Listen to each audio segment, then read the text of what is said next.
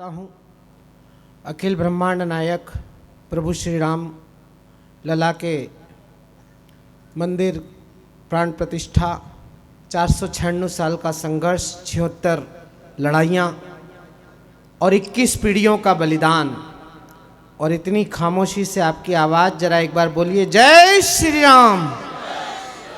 Doctor Hariom Pawar ji की उपस्थिति है। आदरणीय ओटराम जी देवासी, मुझे पता लगा कि वो चामुंडा माँ के उपासक हैं। मैं चामुंडा की नगरी देवास से आया हूँ, वो भी देवासी हैं और मैं भी देवासी हूँ। और मैं उन्हें आमंत्रित करता हूँ कि एक बार समय निकाल कर देवास आएँ और अपनी आराध्य देवी के दर्शन करें। एक बार इस बात पर आप जरा जोरदार तालियां बजाएं। राम राज्य की शुरुआत हो गई है। जब मेवाड़ा जी को मीणा जी ने पगड़ी पिनाई,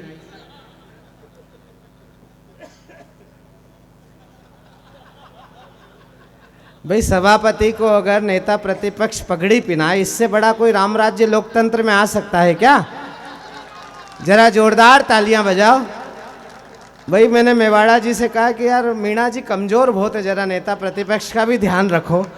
ऐसे दोनों हष्टपुष्ट रहें तो ज़्यादा अच्छा है, परिषद चले। समग्र पार्षदों को प्रणाम करता हूँ। जिलाधीश महोदया यहाँ बैठी हैं। द्वारकाधीश के बाद अगर हमारे सनातन में किसी का सर्वाधिक सम्मान होता है तो वो जिलाधीश का ही होता है, और जिलाधीश भी अगर भगवती स्वरूपा हो तो फिर क्या बात है। जिला प्रमुख और समग्र मंच को प्रणाम करते हुए आइए हम यात्रा शुरू करते हैं। समय बहुत कम है, हमें डॉक्टर हरिओम पवार जी को सर्वाधिक सुनना है। हम दो कवि केवल फिलिंग द ब्लैंक है, एक के साथ दो फ्री। आप कोई अच्छा सीरियल देखने बैठो तो एक दो विज्ञापन बर्दाश्त करने पड़ते हैं, बस उसी भूमिका में मैं और सुदीप भोला हैं। हमें कोई भ्रम नहीं है कि आप हमारे लिए आए हो, हमें पता है कि आप डॉक्टर हरिओम पवार के लिए आए हो और हम भी उन्हीं के लिए यहाँ तक आए हैं। लेकिन आइए मैं 4 पंक्तियों से यात्रा शुरू करता हूँ। तात ने दिया वचन, खुद को किया हवन, मात्र पितृ भक्त श्री राम को प्रणाम है। शबरी के जूठे बेर, अहिल्या को मिली खेर, ऐसे भक्त और भगवान को प्रणाम है। जहां जन्म लिया भगवान श्री राम जी ने, ऐसे पावन पुण्य अवध धाम को प्रणाम है। और जन्मभूमि खातिर तन मन प्राण त्याग दिए, कार सेवकों के बलिदान को प्रणाम है। तालियां आपकी थोड़ी कमजोर हैं, जरा तालियों को घनीभूत करिए। बहुत संकट के बाद, बहुत संघर्षों के बाद ये दिन आया है। रोम रोम में रमे हैं मेरे प्रभु सीताराम। अभी भी संकट है। कोई कह रहा निमंत्रण नहीं दिया, दे दिया तो बोल रहा आप जाएंगे नहीं। अरे भाई तुम्हारी इच्छा हो तो जाओ, नहीं इच्छा हो तो मत जाओ। नहीं जाओगे तो राम जी खुद तुम्हारे घर आ जाएंगे, और फिर आखिरी में तो एक दिन राम जी के घर सभी को जाना है। और जो नहीं जाएंगे अभी, तो हो सकता है उनके घर जल्दी चले जाएं हनुमान जी लेने। मैं 4 पंक्तियां पढ़ रहा हूं, अब चौथी पंक्ति पर बताना सिरोही ने क्या तय किया है। आज मेरे शहर में 15,000 बच्चे सड़कों पर निकले थे स्कूल के, जय जय सिया राम करते हुए। अब मैं सिरोही का वातावरण देखना चाहता हूं। ओटराम जी देवासी के निर्वाचन क्षेत्र में कैसी 22 जनवरी मनने वाली है, ये आपकी तालियां बताएंगी। कि अभी नहीं, पूरी बात सुना करो। मैं यादव जरूर हूँ, मूर्ख बिल्कुल नहीं हूँ। मैं वो यादव नहीं हूँ जो लखनऊ और पटना में राजनीतिक परिवारों में पाए जाते हैं। मैं मध्य प्रदेश का ISI ब्रांड यादव हूँ। पहले इस्तेमाल करो फिर विश्वास करो। मैं वो यादव नहीं हूँ जो निमंत्रण के कि मेरे को तो जानते ही नहीं हूँ कौन निमंत्रण लेके आया। मैं तो खुद दो बार का कार सेवक हूँ। मैं पंक्ति पढ़ रहा हूँ, पूरे सदन की तालियां चाहता हूँ। आप दोनों भी बैठ जाएं। भैया आप मोबाइल चला रहे हो तो बैठ के चला लो, नीचे बैठ जाओ, है ना। कैमरा सामने और खुद मोबाइल चला रहे हो, खड़े ऐसे जैसे कोई दोनों चुनाव में खड़े। जब भजन लाल जी बन गए मुख्यमंत्री तब क्या कहाँ खड़े हो। रोम रोम में रमे हैं मेरे प्रभु सीताराम। सीताराम सीताराम सीताराम गाएंगे। साधु संत और कार सेवकों का बलिदान भारत के राम भक्त भूल नहीं पाएंगे। राम जी के मंदिर पे ध्वजा लहराएगी तो अंबर से कोठारी के लाल हर्षाएंगे। हाँ, तालियां बजनी चाहिए थी आपकी, और सही जगह बजी है। ये जो सुदीप भोला बैठा है ना, इसके पिता ने पूरा जीवन राम जन्मभूमि के आंदोलन को दिया है।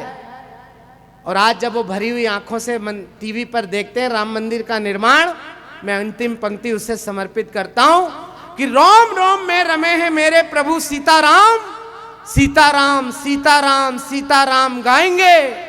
साधु संत और कार सेवकों का बलिदान भारत के राम भक्त भूल नहीं पाएंगे। और मंदिर पे ध्वजा, राम जी के मंदिर पे ध्वजा लहराएगी तो अंबर से कोठारी के लाल हर्ष आएंगे। और भारत क्या, विश्व में जलेंगे घर घर दीप। 22 जनवरी को हम दीपावली मनाएंगे। इस जयघोष के साथ आइए आज के इस कवि सम्मेलन की शुरुआत करते हैं मां की वंदना से। मां के चरणार बिंद में 4 पंक्तियां रख रहा हूं कि वीणा वादिनी, हमारी प्रार्थना यही है बस, प्राणियों में व्याप्त सद्भावना संदेश हो, चारों ओर खुशियां ही खुशियां हो जगदम्ब, रंच मात्र भी ना कहीं काली मां कलेश हो। मां में आप कहूं और आप हैं हमारी मात, आपकी कृपा मां इस पुत्र पे हमेश हो। और प्रार्थना है जब जब मुझको मिले मां जन्म, यही मेरी मातृभूमि यही मेरा देश। केवल कल्पना करके देखो, युगांडा में पैदा होते तो कैसे दिखते हैं, दक्षिण अफ्रीका में पैदा होते तो कौन तुमको देखता और किसको तुम देखते हैं। इसलिए इस सौभाग्य पर रश्क करो, इस सौभाग्य पर इतराओ कि भगवान ने तुम्हें भारत में पैदा किया। और दूसरा सौभाग्य है कि तुमको राजस्थान में पैदा किया। और तीसरा बड़ा सौभाग्य है कि तुमको सनातन धर्म में पैदा किया। आइए मैं इस यात्रा को शुरू करना चाहता हूं। पार्षदों को विशेष प्रणाम करता हूं, जो आगे पार्षद बैठे हैं, जो हाथ बांध कर बैठे हैं, मैं उनसे भी निवेदन करूंगा।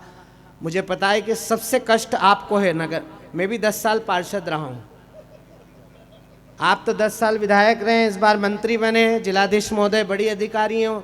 जिला प्रमुख के पास कितने लोग जा पाते हैं मुझे पता नहीं है, लेकिन पार्षद तो हर घंटे पकड़ा जाता है क्षेत्र में। सुबह उठ के बेचारा पत्नी का मुंह नहीं देखे, उसके पहले नाली देखना पड़ती है उसको। और ये जो महिला पार्षद है, इनके पति तो और दुर्गति को प्राप्त हैं बेचारे, क्योंकि कुर्सी पे ये बैठी हैं और दुख वो उठा रहे हैं। मैं 10 साल तक पार्षद था, फिर मैंने हाथ जोड़े, 3 दिन के कवि सम्मेलन निपटा के लौटा तो 3 भाभियां आ गई बैठी ड्राइंग रूम में, बोले कहाँ रोते फिर रहे हो। मैंने कहा रोते फिर रहा हूँ, कवि सम्मेलन में गया था भाभी जी, देवास का नाम रोशन कर रहा हूँ। अरे बोले देवास का नाम रहने दो, गली नंबर 3 की नाली चौक हो गई वो खुलवाओ।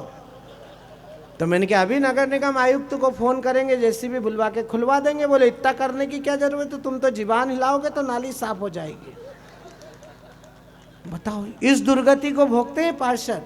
और ये जो महिला पार्षद है ना, इनके पति जो होते हैं वो बेचारे पार्षद पति कहलाते हैं। देवासी जी, बड़ा दुख है इन लोगों का। अभी इनके अब शादी की पत्रिका आती होगी तो उस पर लिखा रहता है फलाने राम जी पार्षद पति। आती है ना भाभी जी ऐसी पत्रिकाएं। हमारा एक मित्र है रणजीत राणा, राजस्थान के भीलवाड़ा का, कांग्रेस का सरपंच रहा है मीणा जी वो, तो 5 साल वो सरपंच रहा, फिर दूसरी बार महिला सीट हो गई तो भाभी जी सरपंच हो गई। 10 साल में मिलके दोनों ने इतना तांडव किया कि दूसरी बार भाभी जी भी हार गई। तो पहले तो उसके यहाँ पत्रिका आती थी रणजीत राणा सरपंच, फिर जब भाभी सरपंच बन गई तो उसके यहाँ पत्रिका आने लगी रणजीत राणा सरपंच पति। जब दोनों निपट लिए अब पत्रिका आती है रणजीत राणा सरपंच के भूतपूर्व पति।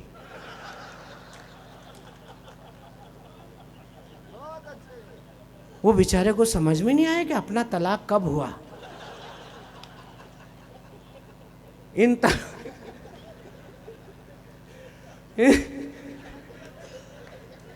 हाँ, बात समझ में आए तो ताली बजाया करो यार, केवल है कर रहे हो। अच्छा लगे ताली दो, बुरा लगे गाली दो, ज्यादा अच्छा लगे आपके हाथ खाली हैं, पड़ोसी की पीठ खाली है। अच्छा, मैं अभी भी ये समझ रहा हूँ कि कुर्सियां होने के बाद भी जो लोग खड़े हैं ये वही लोग हैं जो इतने दिन से तमाशा देख रहे थे कि ये मंदिर वहीं बनाएंगे, तारीख नहीं बताएंगे। अरे भैया आप तो 2 दिन बचे, आ जाओ, तुम भी शामिल हो जाओ इस गंगा में। एक बार पूरा सदन जरा हरिओम पवार के सम्मान में जोरदार तालियां बजाओ। मैं पहला कवि आपकी अदालत में बुला रहा हूं जिसका नाम सुदीप भोला है। और सुदीप भोला आप किसी परिचय का मोहताज नहीं है। न्यूज़ 18 पर नेताजी लपेटे में हर रात पाया जाता है। ये हमारे परिवार का बेटा, इसके पिता बहुत बड़े कवि हैं, संदीप सपन। वो कभी ना कभी सिरोही आए होंगे। उन्होंने कहा था, सुन ले बेटा पाकिस्तान बाप है तेरा हिंदुस्तान। ये उनके बेटे हैं। ये रोज टीवी पे पाए जाते हैं। उन चैनलों पे कविता पढ़ी है जो अभी तक खुला ही नहीं है। वो चैनलों पे रोज घटना घटती है, रोज कविताएं लिखना पड़ती है। अब ये इतने प्रैक्टिकल हो जाएं कि घटनाएं इंतजार करती कि लिख दे तो घटूं। लेकिन फिल्मी पैरोडियों के माध्यम से अपनी यात्रा शुरू करके जो कवि आपके आंखों के आंसू तक की आपको यात्रा करा सकता है। माननीय मंत्री जी अगले कार्यक्रम के लिए हमसे विदा चाहते हैं। मैं उनका आभार व्यक्त करता हूं, उन्होंने इतना समय दिया।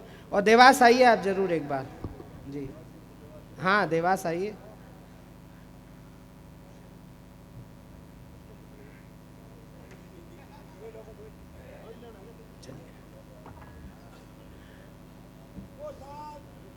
बस बस बस, अरे इसको दूर करो यार।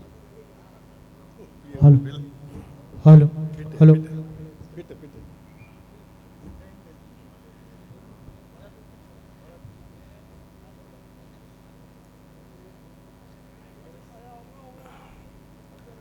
माननीय मंत्री जी विदा ले रहे हैं, एक बार जरा तालियां बजाइए उनके सम्मान में।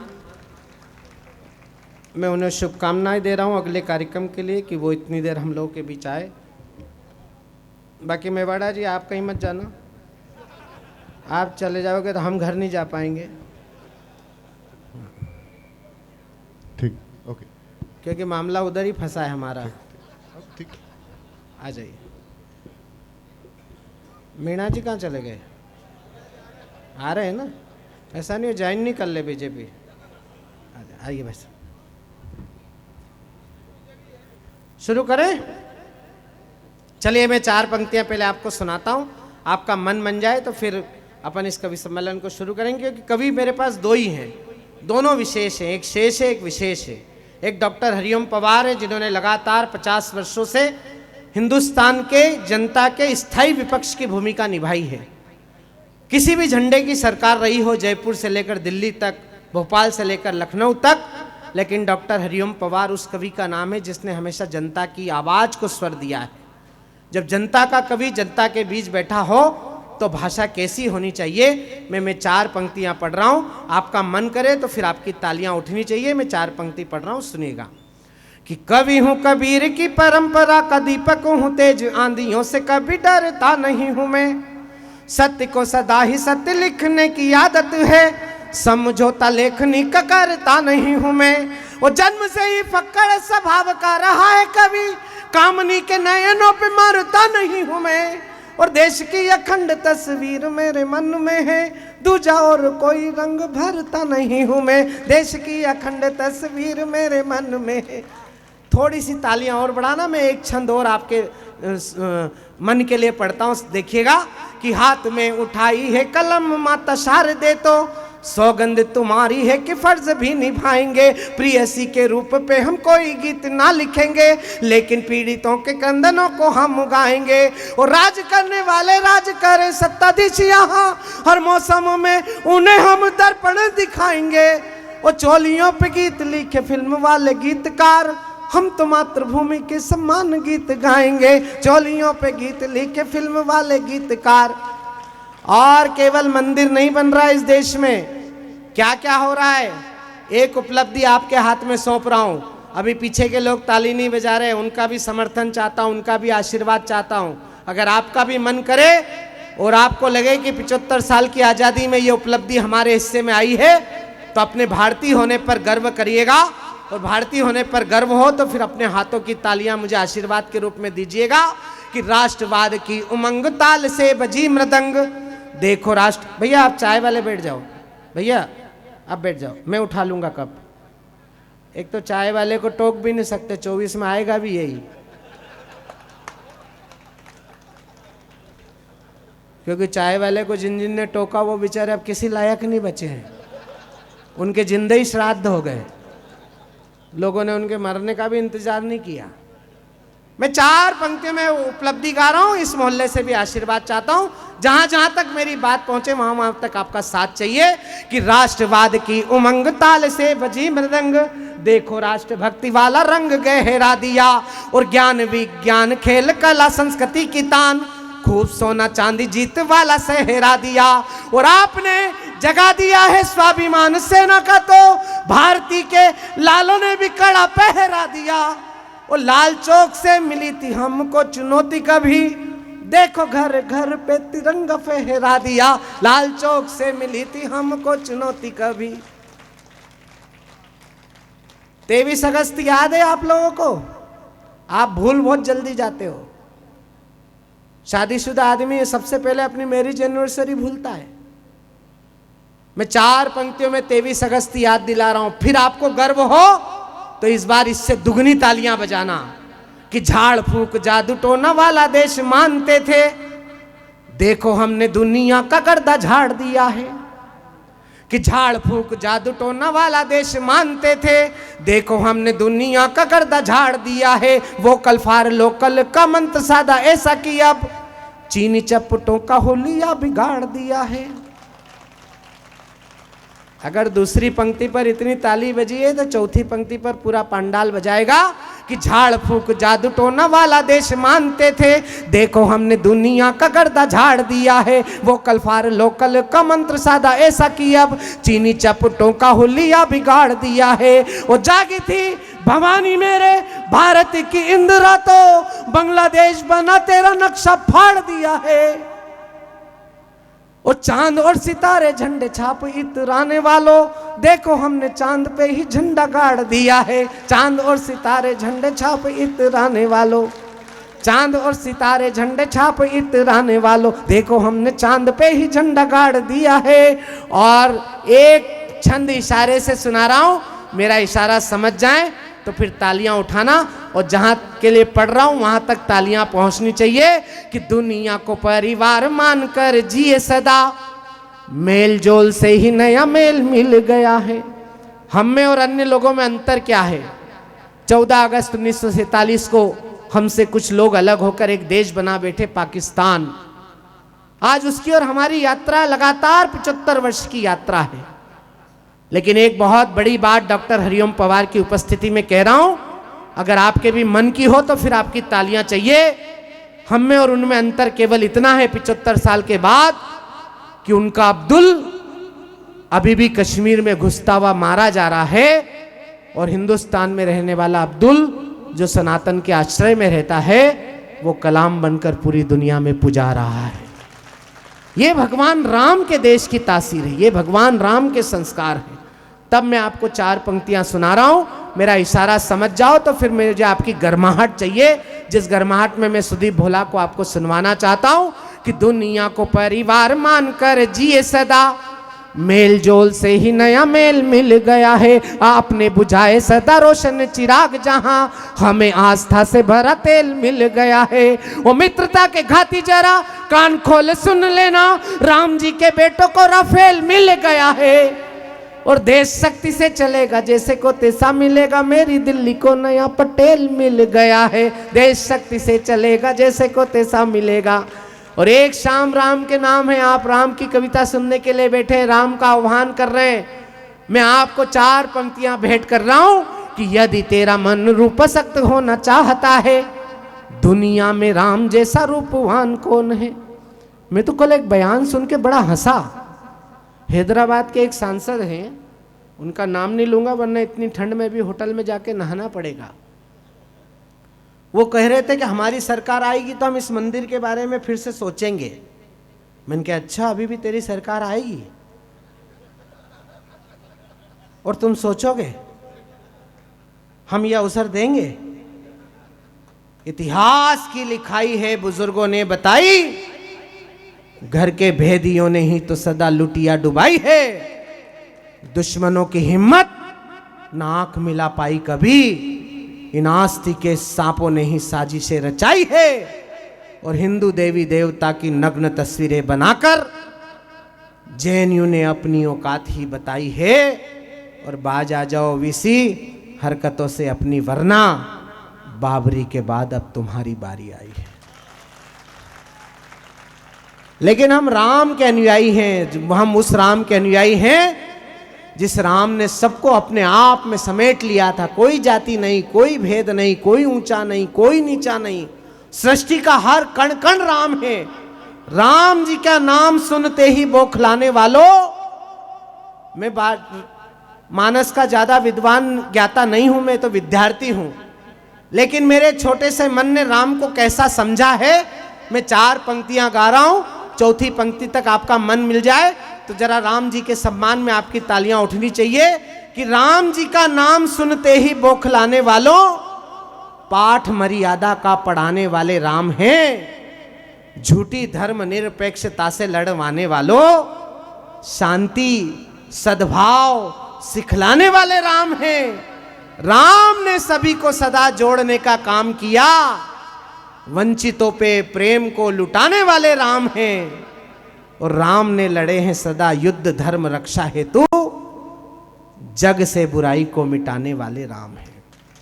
हम ऐसे राम के अनुयायी हैं, और अगर हम ऐसे राम के अनुयायी हैं तो राम के अनुयायियों में तुम्हें 4 पंक्तियां भेंट कर रहा हूं कि यदि तेरा मन रूपसक्त होना चाहता है, दुनिया में राम जैसा रूपवान कौन है। झूठा छल बल मद कांधे लिए घूमते हो, सोचो श्री राम जैसा बलवान कौन है।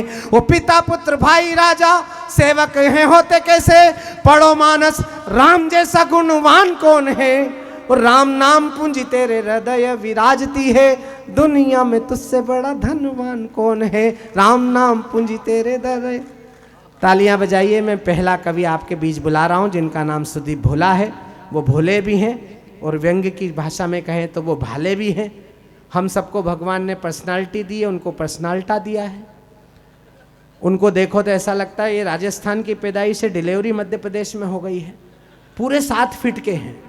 हमारे कवि परिवार के बेटे, हम इनको बाजार नहीं बेचते। एक बार सब्जी लेने भेजा, सब्जी वाली से पूछा कि नींबू क्या भाव दिए। उन्होंने कहा बेटा नीचे बैठ के देख संतरे हैं। अभी हम जिस होटल में ठहरे 2 गिलास दूध वाश बेसिन में ढोल चुका है, तीसरा ढोलने जा रहा था तो मैंने रोका। मैंने कहा भोला क्या कर रहा है, दूध तेरे को पीने के लिए दिया है, ढोलने के लिए नहीं। बोले चाचा जी दूध में मक्खी है। मैंने कहा नहीं भोला, दूध में मक्खी नहीं, मक्खी तेरे चश्मे पे है। इतना भोला कवि है। लेकिन जब वो सुनाना शुरू करेगा तो आपको आनंद की हिलोर पैदा कर देगा, और अगर आप उसके आनंद की हिलोर के गिरफ्त में आ गए तो फिर वो आपको अंदर से भिगो देगा। ये दावा मैं कर रहा हूं। मैं चाहता हूं एक ऐसे प्यारे कवि को सुनना शुरू करिए जिसे आज देश दुनिया में हर कवि सम्मेलन सुनना चाहता है। हमारे और डॉक्टर हरिओम पवार के संयुक्त प्रिय कवि भाई सुदीप भोला के लिए इतनी कमजोर तालियां नहीं, एक बार जरा जोरदार तालियां बजाइए कि वे आए और अपना काव्य पाठ करें। फिर हम सीधे डॉक्टर हरिओम पवार को सुनेंगे।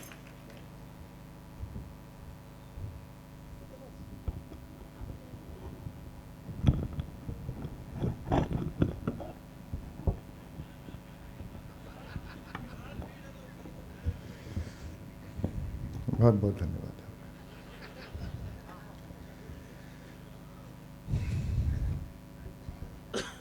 थोड़ी सर्दी लग रही है, एक बार जरा वातावरण को गर्म कर दीजिए। दोनों हाथों की मुट्ठियां तान के एक बार मेरे स्वर में स्वर मिला के बोल दीजिए जय जय श्री राम। आदरणीय, इनके बोलने से ही तो गर्म होगा आदमी। आदरणीय शशिकांत यादव जी मेरे चाचा हैं, हालांकि लगता मैं हूं। मेरा मेंटेनेंस है बेटा। हाँ, इनकी त्वचा से इनकी उम्र का पता ही नहीं लगता। अच्छा, पिछले कुछ दिनों से वो बहुत ज़्यादा कॉन्फिडेंस में भी हैं, क्योंकि शशिकांत यादव जी हैं, मध्य प्रदेश से आते हैं। अब तो हमारे यहाँ का मुख्यमंत्री भी यादव है। तो अब आजकल इनके सामने हम ज़्यादा बातें नहीं करते हैं। कोई बात नहीं, अगर मध्य प्रदेश में नहीं बनता तो राजस्थान में भी यादव ही बनने वाला था। बहुत बहुत प्रणाम करता हूँ। ये जो आर्यपुत्र आप दोनों बैठे हो, ये आपके जितने पीछे लोग बैठे हुए हैं, ये मुझ जैसे हैंडसम आदमी की शक्ल देखेंगे तो ज़्यादा अच्छा रहेगा। नहीं तो आपका जो भाग इनकी नज़रों के सामने है वो किसी भी प्रकार से दर्शनीय नहीं है। इसलिए इस कुर्सी को नीचे रख दो। हाँ, और आप भी नीचे कूद जाओ, क्योंकि YouTube चैनल पर देखने के लिए हमारे हजारों हजार वीडियो हैं। जो इतनी सर्दी में भगवान श्री राम का नाम सुनकर, डॉक्टर हरिओम पवार जी का नाम सुनकर इस पंडाल में बैठे हैं, इस कवि सम्मेलन को सुनने का सबसे पहला अधिकार उनको देता हूं। दोनों हाथ उठाकर मेरी बात का समर्थन कीजिए। मैं शुरू करता हूं। मेरे पिताजी का नाम लिया, कवि संदीप सपन जी का।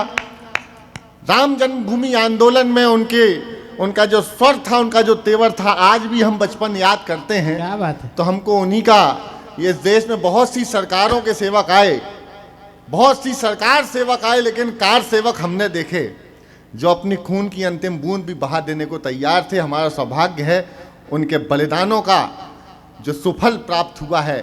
550 सालों की सबसे बड़ी दीपावली, 550 सालों का सबसे बड़ा संघर्ष, 550 सालों का सबसे बड़ा धैर्य और 550 सालों का हमारा संयम, उसका एक विजय स्तंभ तैयार होकर के अयोध्या में आपको प्रतीक्षा कर रहा है। आज भगवान श्री राम वहाँ विराजित होने वाले हैं।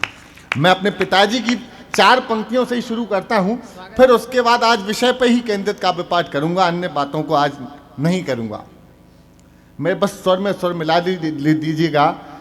उन्हीं की पंक्तियों शुरू करता हूँ कि वीर शिवा राणा प्रताप का गूंज उठा नारा है, वीर शिवा राणा प्रताप का गूंज उठा नारा है, कहो गर्व से हम हिंदू हैं, हिंदुस्तान। आपकी आवाज पीछे से नहीं आई और आपकी भी नहीं आई। एक बार फिर मौका देता हूं कि वीर शिवा राणा प्रताप का गूंज उठा नारा है, कहो गर्व से हम हिंदू हैं, हिंदुस्तान। हिंदुस्तान हमारा है और हर उसका है जो हिंदुस्तान में भारत माता को अपनी मां मानने को तैयार है। क्या बात है। राम जी का मंदिर बना। मैं शुरू करता हूं।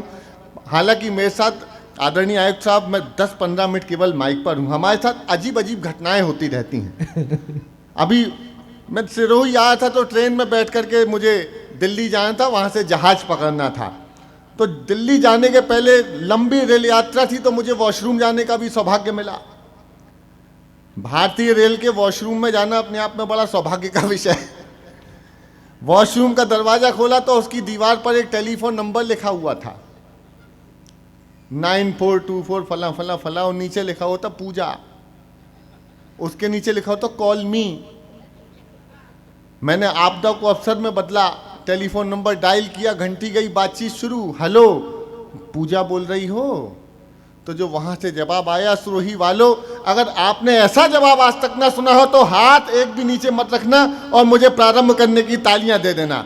घंटी गई, फोन उठा, बातचीत शुरू, हेलो पूजा बोल रही हो? तो वहां से जवाब आया, भारतीय जनता पार्टी की सदस्यता लेने के लिए धन्यवाद।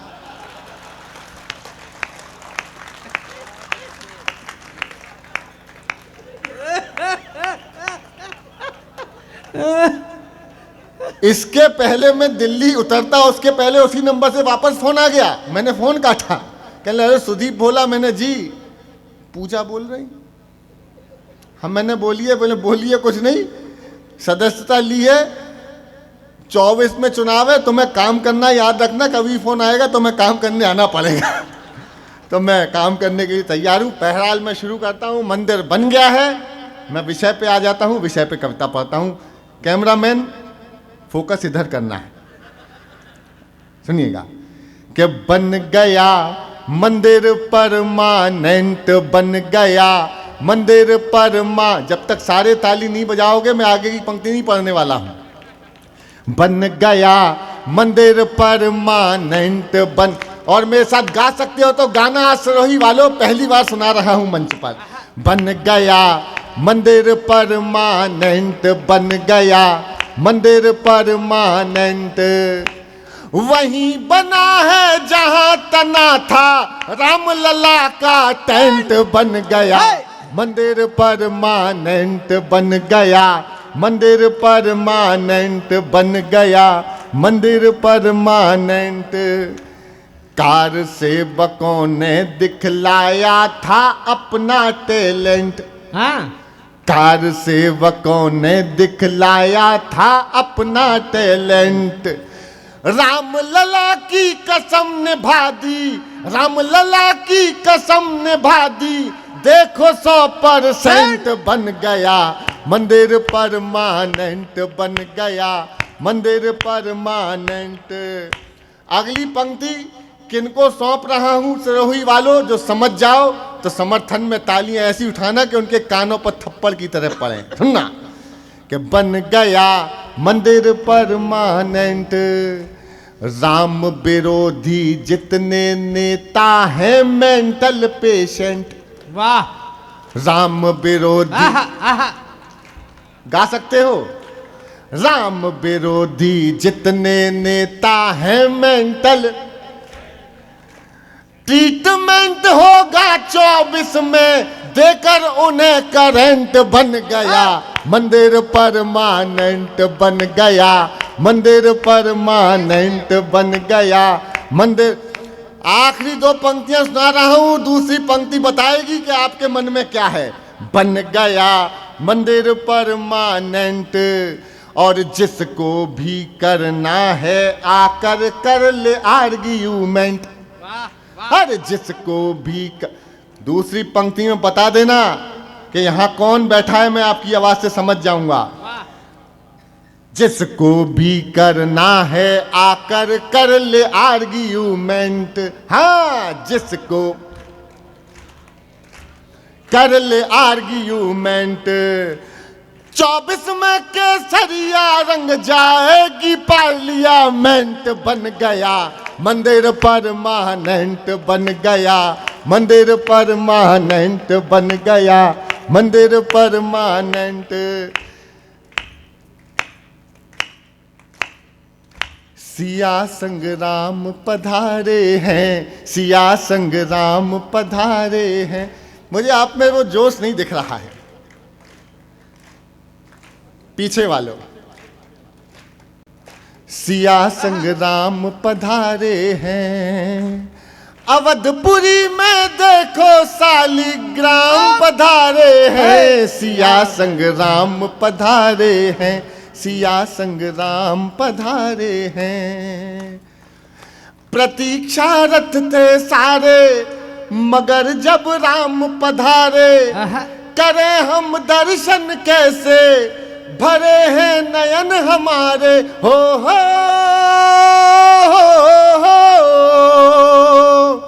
अरे क्या बतलाएं कैसे हमने राम निहारे हैं। सिया संग्राम पधारे हैं, सिया संग्राम पधारे हैं।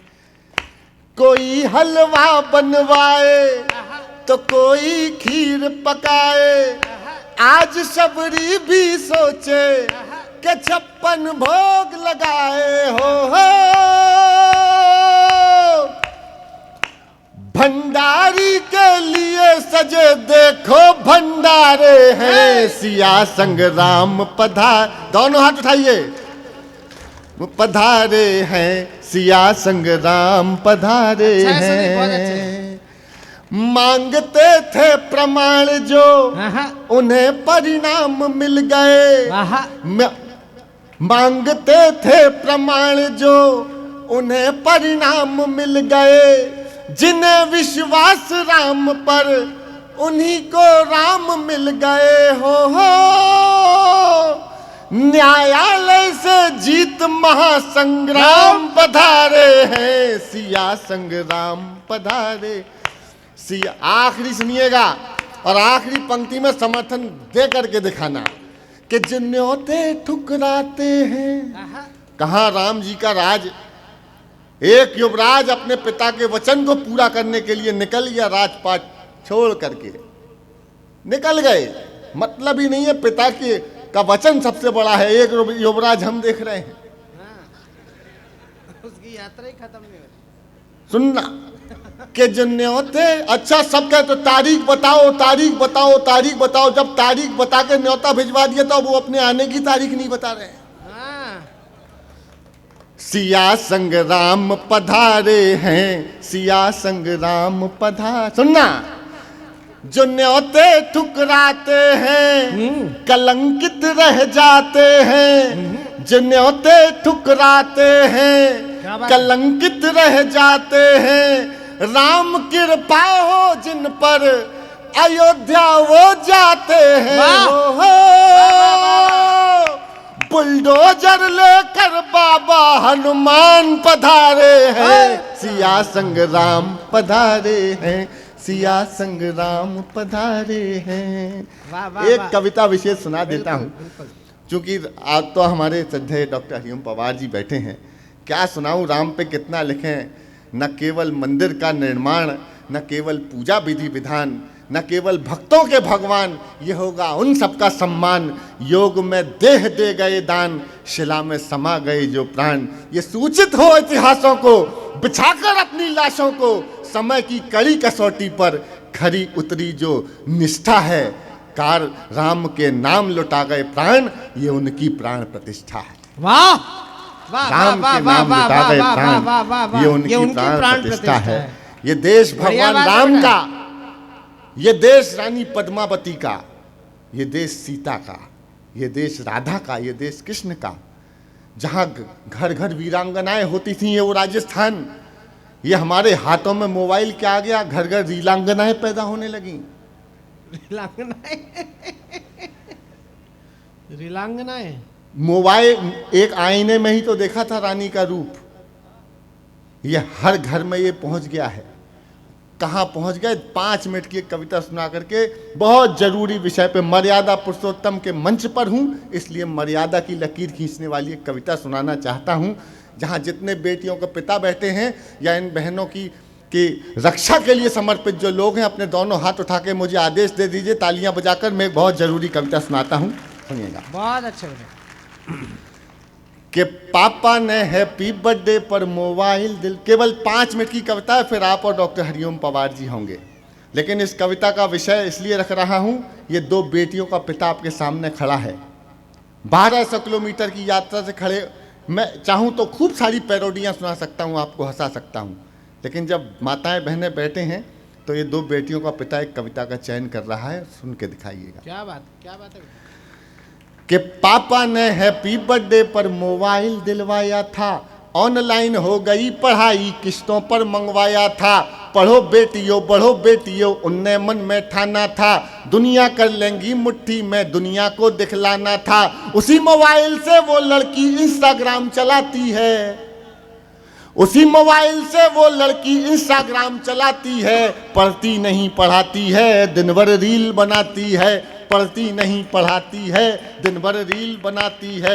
वो पापा की परी आजकल इतनी ज्यादा सोशल है, बेपर्दा सब कुछ कर डाला जैसे कोई होटल है। शहजादी पाकर आजादी आसमान में झूल गई, इतनी ज्यादा बोल्ड हो गई संस्कार ही भूल गई।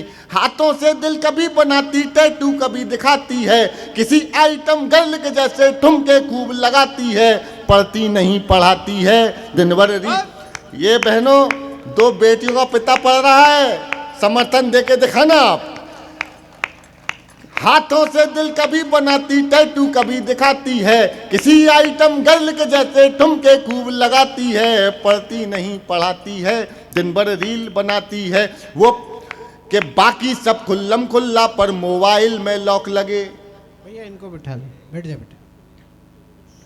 आ जाओ, सस्ती है क्या यहाँ पे?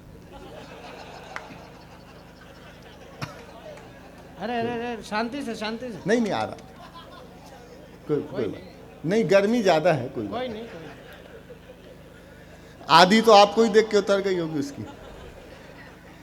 अरे बाकी सब खुल्लम खुल्ला, पंक्ति अच्छी थी, पंक्ति चूक गए आप। कि बाकी सब खुल्लम खुल्ला पर मोबाइल में लॉक लगे, कोई मोबाइल छू ले तो उस लड़की को शौक लगे। मम्मी पापा जिससे हफ्तों बातें ना कर पाते हैं, रोज हजारों मैसेज उसको गुड मॉर्निंग के आते हैं। गुड मॉर्निंग का उत्तर देते गुड नाइट हो जाती है। पढ़ती नहीं पढ़ाती है, दिन भर रील बनाती है। पढ़ती नहीं पढ़ाती है, दिन भर रील बनाती है। उसके कुछ फॉलोवर जैसे मैखाने के रिंद हुए। मैखाने के रिंद समझते हैं? एक अभी जो आया था, अरे उसके कुछ फॉलोवर जैसे मैखाने के रिंद हुए। ना जाने कितने बुढ़ों के ठीक मोतियाबिंद हुए। एक फॉलोवर ऐसा था जो सबसे पहले आता था, तारीफों के पुल बांधा करता था, नहीं लजाता था। उसकी तारीफों से लड़की फूली नहीं समाती है। पढ़ती नहीं पढ़ाती है। ये कविता किसी वक्त टर्न ले लेगी। एक भी पंक्ति चूके तो कविता नहीं समझ पाओगे। उसकी तारीफों से लड़की फूली नहीं समाती है, पढ़ती नहीं पढ़ाती है, दिन भर रील बनाती है। आखिर एक मिस कॉल में चिड़िया फंस गई जाल में, उसे मिल गया शहजादा, प्यार बढ़ा इतना ज्यादा, लांग गई वो घर की देहरी, सोचा किस्मत जाग गई आखिर अपने ऑनलाइन प्रेमी के संग में। अब घर वाले ढूंढ रहे हैं कहीं नजर नहीं आती है, पढ़ती नहीं पढ़ाती है, दिन भर रील बनाती है, माँ की ममता छोड़ गई दिल पापा का। तो कविता टर्न ले रही है सुनना, और समर्थन कविता का करके दिखाना सिरोही वालों। पढ़ती नहीं पढ़ाती है, दिन भर रील बनाती है, माँ की ममता छोड़ गई दिल पापा का तोड़ गई, जिसकी खातिर लड़की अपने सारे रिश्ते तोड़ गई। माँ की ममता छोड़ गई दिल पापा का तोड़ गई, माँ की ममता छोड़ गई दिल पापा का तोड़ गई, जिसकी खातिर लड़की अपने सारे रिश्ते तोड़ गई। नशा प्यार का उतरा तो सब कुछ गड़बड़ झाला निकला, आखिर में वो शहजादा अब्दुल पंचर वाला निकला। तालियां कम है आपकी। अरे माँ की ममता छोड़ गई दिल पापा का तोड़ गई, जिसकी खातिर लड़की अपने सारे रिश्ते तोड़ गई। नशा प्यार का उतरा तो सब कुछ गड़बड़ झाला निकला, आखिर में वो शहजादा अब्दुल पंचर वाला निकला। अब उसको अपने पापा की याद बहुत तड़पाती है, पढ़ती नहीं पढ़ाती है, दिन भर रील बनाती है। थोड़ी सी नादानी में आ गया ट्विस्ट कहानी में, जो पापा का सपना थी पहले जैसी यमुना थी, यहीं शहर के पास मिली बड़ी नहर के पास मिली, यहीं शहर के पास मिली बड़ी नहर के पास मिली। वो पापा की परी मिली सूटकेस में भरी मिली। थोड़ी सी नादानी में आ गया ट्विस्ट कहानी में, जो पापा का सपना थी पहले जैसी यमुना थी, यहीं शहर के पास मिली बड़ी नहर के पास मिली। वो पापा की परी मिली सूटकेस में भरी मिली। वो लड़की फिर अपने टैटू से पहचानी जाती है, दुनिया वाले सोच रहे हैं लड़की रील बनाती है, दुनिया वाले सोच रहे हैं लड़की रील बनाती है। क्या सोचा था क्या पाया, अब बाप और क्या करेगा। क्या सोचा था क्या पाया, क्यों मोबाइल दिलवाया। अब पापा पछताते हैं रोते हैं चिल्लाते हैं, लेकिन उस मोबाइल की अब भी किस्त चुकाते हैं। लेकिन उस मोबाइल की अब भी किस्त चुकाते हैं।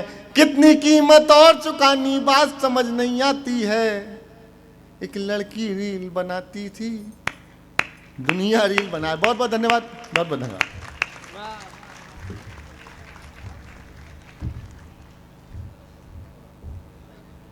पूछना मैं आपसे ये चाहता हूं, अगर सुदीप ने बहुत आवश्यक विषय उठाया हो और हिंदुस्तान में अगर अच्छा और सच्चा रामराज्य स्थापित करने का जो मूल मंत्र है, अगर वो आपको इस कविता के माध्यम से पहुंचा हो, तो एक बार पूरा सदन इस नौजवान को आशीर्वाद दीजिए। इतनी कमजोर तालियों से नहीं, जोरदार तालियों से। क्योंकि हमारे घर नहीं बचेंगे, हमारे संस्कार नहीं बचेंगे, तो हम मंदिर बनाकर कर भी क्या लेंगे, ये बताइए। कागज की पत्तियों का गुलशन खिला दिया, किसने हमारे खून में पानी मिला दिया। पड़ने लगी हैं दोस्तों दीवार में दरार, शायद किसी ने नींव का पत्थर हिला दिया। इस मोबाइल ने, इस टीवी ने, इस सोशल मीडिया ने हमारी पूज्या को, हमारी भारतीय नारी को जिस तरह से लांछित किया है। आज हम राम के मंदिर का उत्सव मना रहे हैं, लेकिन मैं एक तर्क रख रहा हूं कि भारतीय नारी जब त्रिशला बनी है तब दुनिया को महावीर नाम मिल पाता है। जीजा माता शौर्य संस्कार के जगाती हैं तो शिवाजी को राष्ट्रीय स्वाभिमान मिल पाता है। देव की यशोदा जो दुलारती हैं कान्हा को, तो दुनिया को प्यारा ब्रजधाम मिल पाता है। और केकई कौशल्या तपती हैं जब तपस्या में, तो दुनिया को पूजने को राम मिल पाता है। अगर इस देश को राम चाहिए तो इस देश की नारी को बचाना पड़ेगा। लोकतंत्र में भी 75 वर्षों में जो तरक्की महिलाओं ने की है वो पुरुषों ने नहीं की है। आज मुझे जिनको लेने भेजा था जोशी जी ने, अनिरुद्ध क्या नाम था उनका, राजपुरोहित, उनने उतरते ही मुझसे पूछा, बोले कहाँ हो, कैसे हो? मैंने कहा शादी होने के बाद कहीं के नहीं है। मैंने कहा इसीलिए डॉक्टर हरिओम पवार ने की नहीं, और जो लोग नहीं करते हैं वही इस देश में कुछ कर पाते हैं, वरना शादीशुदा आदमी। हाँ देखो, भुक्त भोगी ने ताली बजाई, ये भाजपा के अध्यक्ष हैं।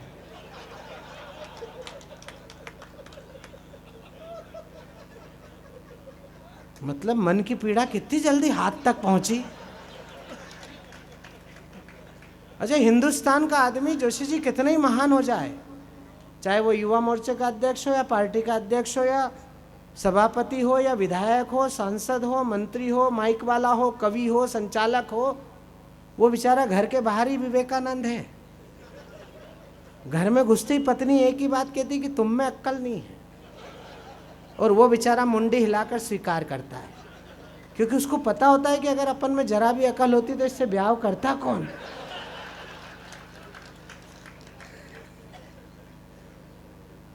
कौन कहता है नारी भारत में अबला है? लोकतंत्र की यात्रा 75 साल की महिलाओं की, हमारी नारी की, हमारे घर की माता बहनों की, सबसे बड़े लोकतंत्र के मंदिर में जितनी उपलब्धता आज उनकी है, और जिस तरह का विधेयक अभी हमारे माननीय प्रधानमंत्री जी के नेतृत्व में पास हुआ है, मुझे एक छंद पढ़ने की अनुमति दीजिए। ये भी राम राज्य की शुरुआत है। कौन कहता है नारी भारत में अबला है? इंदिरा ने दुनिया से लोहा मनवाया है, माया ने मुलायम और उमा जी ने दिग्गी राजा, सुषमा जी ने दुनिया में फिर झंडा फहराया है। शोक में अशोक जी वसुंधरा के कारण हैं। सोनिया ने मनमोहन से देश चलवाया है, और अच्छे अच्छे पहलवान पति भी ना बन सके, द्रौपदी ने राष्ट्रपति बन के दिखाया।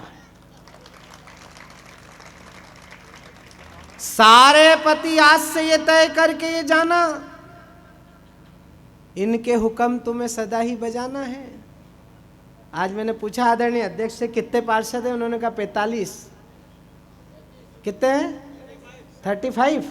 हाँ, अब तो 18-18 हो जाएंगे अगली बार, 18 महिला 18 पुरुष।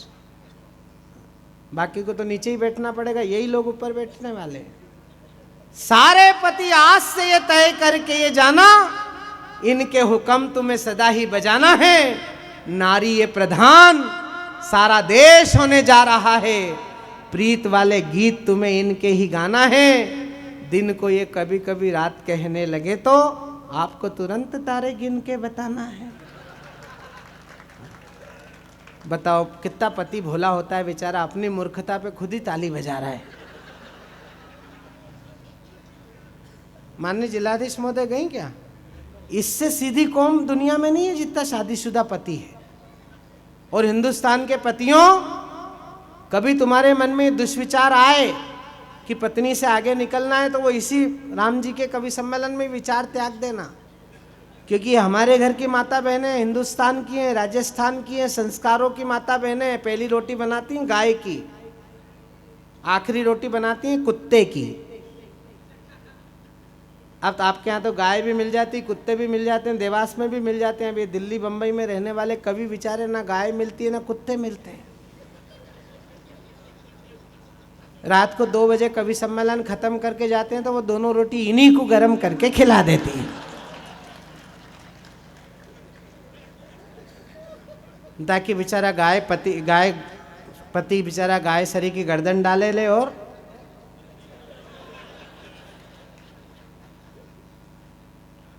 आइए हम इस यात्रा को डॉक्टर हरिओम पवार तक ले जाना चाहते हैं।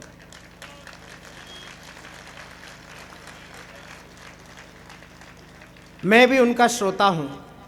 मैं हिंदी कवि सम्मेलन में जब आया तो मेरे 2 आदर्श जिन्हें सुनकर मैं आया, एक डॉक्टर हरिओम पवार, एक जगदीश सोलंकी। मैं कल जगदीश जी सोलंकी जी के साथ था झाबुआ में, आज डॉक्टर हरिओम पवार के साथ हूँ सिरोही में। हिंदुस्तान में मित्रों बहुत कवि हुए हैं और बहुत कवि होंगे। हिंदी साहित्य का इतिहास भरा पड़ा है कवियों से, लिखने वालों से, पढ़ने वालों से। लेकिन जनता की आवाज को गाने वाले चुनिंदा लोग रहे हैं इस देश में। उसमें से एक कवि का नाम है डॉक्टर हरिओम पवार। जेपी के आंदोलन से एक कवि शुरू हुआ और बाबा रामदेव के स्वदेशी के आंदोलन तक देश में परिवर्तन की जो हिलोर पैदा करी, और आज राम जन्मभूमि का जो मंदिर बनने जा रहा है, मुझे कहने का अधिकार दीजिए, 496 साल लगे हमें संघर्ष करते करते, 76 लड़ाइयां लड़नी पड़ी, 77वीं लड़ाई में विजयश्री का वर्ण हुआ, लेकिन पूरा इतिहास उठाकर पढ़ लेना, सर्वाधिक योगदान अगर इस आंदोलन में किसी का है तो वो इन कवियों का है, इनकी कविताओं का है, इनकी कलम का है।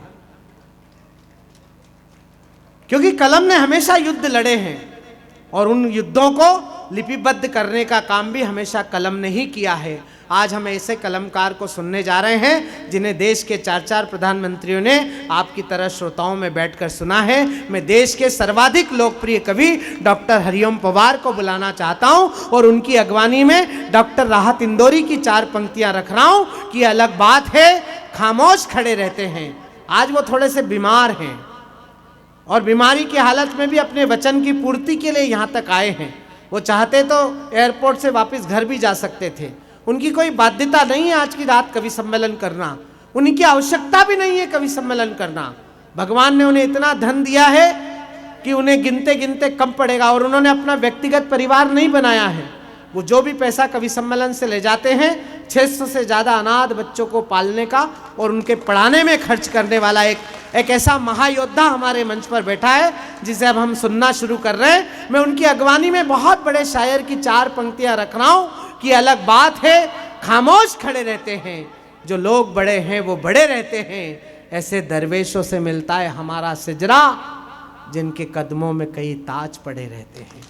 जरा जोरदार तालियां बजाइए डॉक्टर हरिओम पवार, इतनी तालियां बजा दीजिए कि उनका बुखार उतर जाए। हाथ ऊपर करके एक बार जोरदार तालियां बजाइए डॉक्टर हरिओम पवार।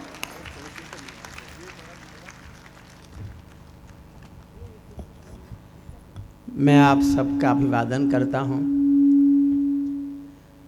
और माफ़ी मांगता हूं। 50 साल के मेरे कैरियर में इतनी बीमारी में मैंने कभी कोई कवि सम्मेलन अटेंड नहीं किया, लेकिन आचार्य जी ने जिस विश्वास से मुझे बुलाया और मुझ पर विश्वास करके जिसको मैंने कहा उसको भी बुलाया, और जितने पैसे मांगे उतने पैसे भी दिए। मैं एयरपोर्ट पर 104 बुखार हो जाने के बाद भी वापस नहीं लौटा। अभी भी मैं चला हूँ तो 103 बुखार मुझे अभी भी है कि नहीं, डॉक्टर साहब ने अभी दवाइयाँ भेजी हैं मुझे, तो मेरे घुटने में भी चोट है। मुझे बैठ के पढ़ने की इजाज़त आप दे दीजिए, मैं कोशिश करूँगा कि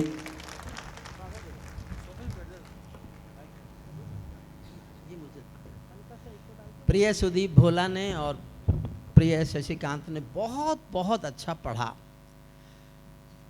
अब मैं इन पे मुझे गुस्सा आ रहा है क्योंकि ये जानते थे कि आज भाई साहब तो बीमार हैं, तो हम ताली बजवा करके, और जैसे ही बहुत ताली बजती थी ये मेरी तरफ देखते थे पीछे घूम के कि आज तो हम भी।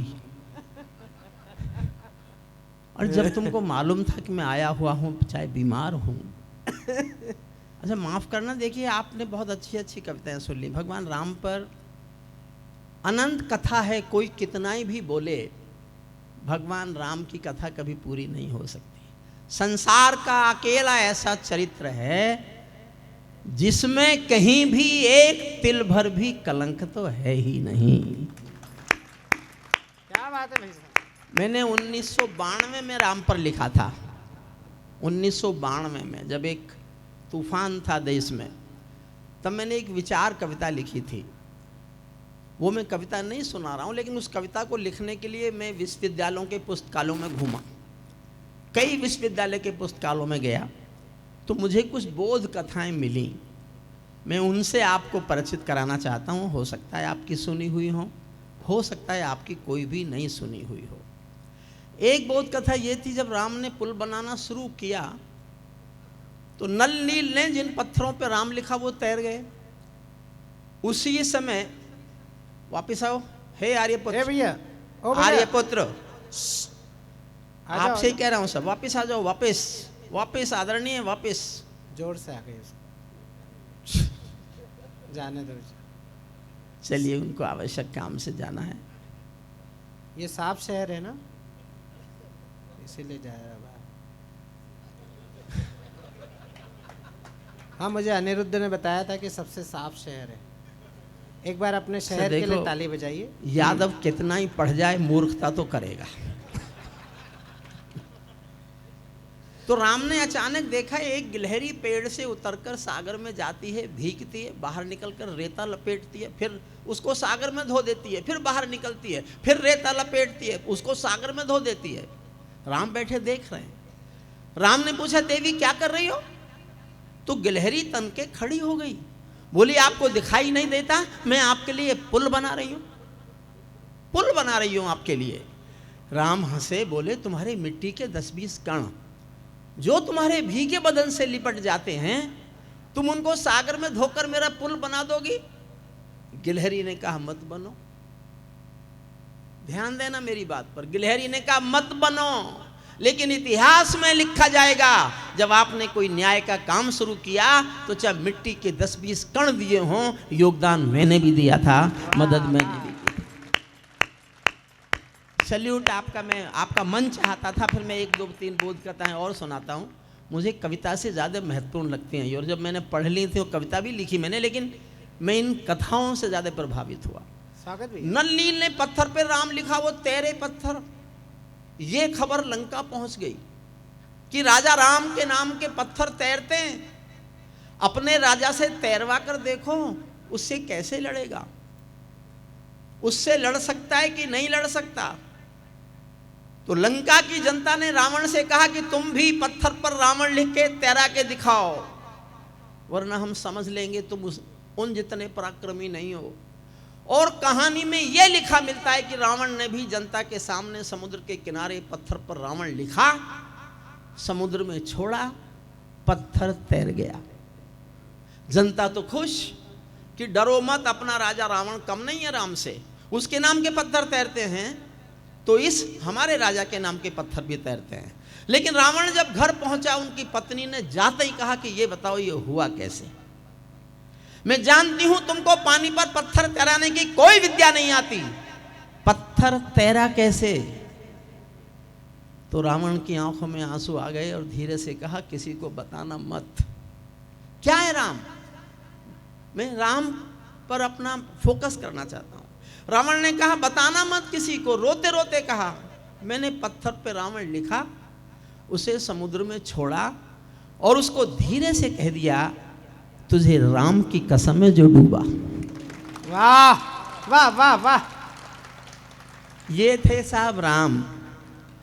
और मेरे जीवन की एक श्रेष्ठ कहानी है, उससे अच्छा मुझे कुछ कहानियों में लगता नहीं है। सीता को चुराने के बाद रावण रोज रोता था, रोज सिसकता था, तड़पता था, क्योंकि सीता ने कभी आंख उठाकर रावण को देखा ही नहीं। तो रावण का रोज रोना उनकी पत्नी को खलता था, मंदोदरी को। एक दिन मंदोदरी ने कहा कि हम तुमको रोज रोता देखते हैं, हालांकि तुमने सीता को चुरा के पाप किया है, लेकिन हम अपने पति को रोता कैसे देखें? हम तुमको रास्ता बताते हैं, तुम इसलिए रोते हो कि सीता तुमको देखती नहीं है। तुम मामा को सोने का हिरण बना सकते हो, तो माया से राम का चेहरा लगाकर चले जाओ अशोक वाटिका। सीता मां समझेगी कि राम खोजते खोजते आ गए, देख लेगी तुमको। इतना सुनते ही रावण और दहाड़ मार के रोया और उसने कहा देवी ये कोशिश तो मैंने सीता को चुराने के बाद न जाने कितने बार की, लेकिन मैं जैसे ही राम का चेहरा लगाता हूं मुझे हर पराई स्त्री में अपनी मां दिखाई देती है। राम एक इतना बड़ा चरित्र है साहब, इतना बड़ा चरित्र। और मैं एक ऐसी कहानी आपको सुना रहा हूं, शायद आपने नहीं सुनी होगी। अयोध्या जब राम लौटे, उत्सव मना, दिवाली मनी, पूरी जन समूह वहां भीड़ में उमड़ पड़ा। लेकिन अचानक राम ने महसूस किया कि भीड़ में बच्चे नहीं हैं। जिन बच्चों की उम्र 4-5 साल, 13-14 साल हो, ऐसा कोई बच्चा उस भीड़ में नहीं है जो राम के स्वागत के लिए अयोध्या में आई थी। तो राम ने भरत को बुलाया और भरत से पूछा बच्चे क्यों नहीं आए? क्या उनके आने पर प्रतिबंध लगाया गया या उन्होंने आना पसंद नहीं किया? तो भरत रो पड़े। और रोते हुए भरत ने कहा कि प्रभु राम, आप नहीं जानते, जिस दिन से आप वनवास में चले गए, अयोध्या में किसी भी घर में दाम्पत्य धर्म का पालन नहीं हुआ, एक भी बच्चे का जन्म नहीं हुआ 14 साल। ऐसा कोई राजा हो सकता है धरती पर? इससे बड़ा पूरे संसार में। और मन की भावुकता, मन की सहजता, मन की सरलता। मैं आपको एक और छोटी सी बात बताता हूं। राम को पता बाहर चले गए थे वो, भरत लौटे तो भरत ने अपनी सेना को कहा कि चलो मना के लाएंगे भैया को। जब चल दिए सेना लेकर, तो लक्ष्मण को तो गुस्सा बहुत आता था। लक्ष्मण ने समझा ये भरत लड़ने आ रहा है, अपनी कुर्सी को निष्कंटक करना चाहता है, हम दोनों को मार देगा ताकि राज करता रहे। लक्ष्मण ने ऐसा सोचा। जब भरत राम से कहा कि तैयारी करो, वो लड़ने आ रहा है, तो राम मुस्कुराए और राम ने धीरे से कहा, लक्ष्मण, मैं वन देवी से निवेदन कर रहा हूं, वन देवी के सामने हाथ जोड़ रहा हूं, वन देवी के सामने प्रार्थना कर रहा हूं कि वो उन समस्त रास्ते के कांटों को साफ कर दे जिन रास्तों से हम आए थे। अगर वो कांटे भरत को चुभे तो भरत समझेंगे कि ये कांटे राम को भी चुभे होंगे और वो बहुत विचलित हो जाएगा। इसलिए बंदेवी से कहा कि रास्ते के कांटे साफ कर दो ताकि भरत को ये महसूस ना हो कि मुझे कांटे लगे होंगे। इस तरह का सोचने वाला और किसी मुल्क में अगर उसके आदर्श हैं तो उनसे बड़ा तो कोई राजा हो ही नहीं सकता, हो ही नहीं सकता, हो ही नहीं सकता। मैंने लिखना शुरू किया, डोली दुल्हन कहारों में, डोली दुल्हन कहारों में, सूरज चंदा तारों में, डोली दुल्हन कहारों में, सूरज चंदा तारों में, घाटी और पठारों में, लहरों और किनारों में, गांव गली दीवारों में, मंदिर के दीवारों में धीरे धीरे फहर रहा है परचम सत्य सनातन का। मंदिर मंदिर दीप जला है राम सिया आराधन का। मंदिर मंदिर दीप जला है राम सिया आराधन का। सत्य सनातन ज्योतिर्मय, 2 लाइन सुनना साहब, समर्थन चाहता हूं पूरे सदन का। सत्य सनातन ज्योतिर्मय दिनमान बनेगा दुनिया में, राम का मंदिर भारत की पहचान बनेगा दुनिया में, राम का मंदिर भारत। वाह वाह वाह वाह वाह वाह वाह वाह वाह। लेकिन राम पर बहुत हमारे प्रिय शशि ने सुनाया, सुदीप ने सुनाया, वाह भाई साहब, और मैंने बहुत पहले सुनाया। जब आंदोलन चल रहे थे तब मैंने भगवान राम पर बहुत सुनाया, पत्थर भी खाए, गालियां भी खाई। अब इन दिनों मैं एक कविता सुनाता हूँ, सहज सी, एक बहुत छोटी सी कविता, फिर एक और छोटी कविता। पानी मुझे दे। हाँ, देखिए मैं बीच बीच में पानी पीऊँगा। अभी आपके कोई डॉक्टर साहब वो हैं कि उन्होंने दवाई जिन्होंने भिजवाई है, मैं उनका आभार मानता हूँ।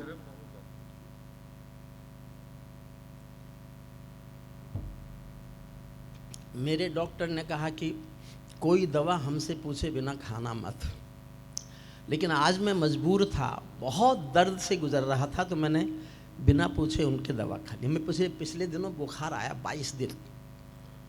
जो मेरे एलोपैथी के डॉक्टर दोस्त थे उन्होंने तो अपनी दवाई खिलाई कि इन्हीं दवाइयों को इस्तेमाल करना वरना मर जाएगा। मैं बाबा रामदेव के साथ उठता बैठता हूँ, उन्होंने अपनी दवाई भेजी और बोले इन दवाइयों को खाना वरना मर जाएगा। मैंने जब दोनों की खानी बंद की तब ठीक हुआ। वाह, अपनी अपनी ठोकरे थे दोनों के दोनों।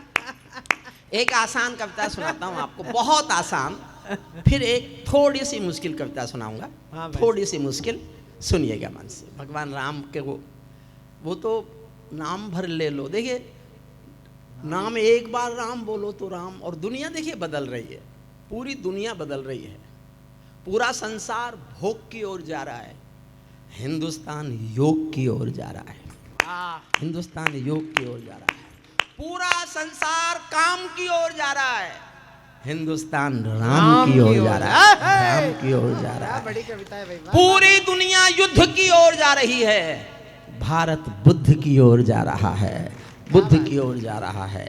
पूरी दुनिया रोग की तरफ जा रही है और भारत की संस्कृति योग की तरफ जा रही है। इसलिए हम गर्व करें अपने ऊपर कि हम फिर विश्व विजेता होंगे।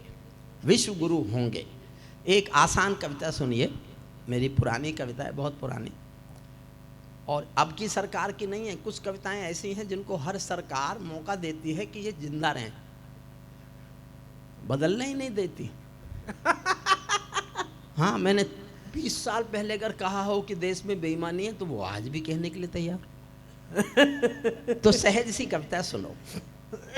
मेरे छोटे भाइयों ने बहुत अच्छा पढ़ा, हालांकि इतनी ताली बजवा दी इन दोनों ने, इतनी ताली बजवाई, इतना सुनाया, मेरा आज मन कर रहा था मैं एक बार, देखिए मैं सच्चा किस्सा सुनाता हूँ। और ये महादेवी जी ने लिखा है, झूठा हो ही नहीं सकता। महादेवी ने एक पुस्तक लिखी है, मेरे संस्मरण निराला जी के संग, और उसमें एक संस्मरण है कि एक दिन निराला जी ने अपने कमरे में टंगी हुई तुलसीदास जी की तस्वीर को पीटा। तुलसीदास जी की तस्वीर को जूतों से पीटा निराला जी ने। दोस्तों ने कहा आपको हो क्या गया, पागल हो गए क्या, पूजा करते हो तुलसीदास की, इष्ट मानते हो अपना, और आज इसको जूते मार रहे हो। ध्यान देना मैं कहना क्या चाहता हूं। तो निराला जी ने कहा मुझे इसे पीटलन दो। बोले बात क्या? बोले बात क्या होती, मैं जो भी कुछ अच्छा अच्छा लिखना चाहता था ये कमबख्त सब कुछ पहले लिख के चला गया।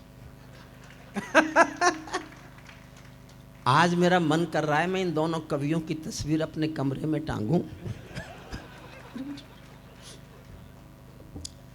मैं भी सहज सी कविता सुनी। आदरणीय कहाँ जा रहे हैं? ए हुजूर, शपथ ग्रहण हो गया, अब नंबर नहीं है। बैठ जाओ, आदरणीय बैठ जाओ।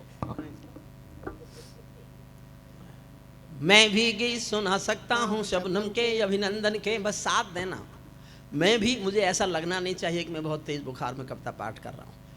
और मैं जब भी बीमार होता हूँ, पहले तो जाता ही नहीं, और अगर अभी बाहर चला गया तो मैं तब तक कविताएं सुनाता हूँ जब तक मेरा बुखार नहीं उतर जाता। मैं भी गीत सुना सकता हूँ शबनम के अभिनंदन के, मैं भी ताज पहन सकता हूँ नंदन वन के चंदन के, लेकिन जब तक पगडंडी से संसद तक कोलाहल है तब तक केवल गीत लिखूंगा जनगण मन के कंदन के, तब तक केवल गीत लिखूंगा जनगण मन के कंदन के। जब पंछी के पंखों पर हो पहरे बम के गोली के, जब पिंजरे में कैद पड़े हो सुर कोयल की बोली के, जब धरती के दामन पर हो दाग लहू की होली के, कोई कैसे गीत सुना दे बिंदिया कुमकुम रोली के, कोई कैसे गीत सुना दे बिंदिया कुमकुम रोली के। मैं झोपड़ियों का चारण हूँ, आंसू गाने आया हूँ। सचमुच में एक झोपड़ी का बेटा हूँ।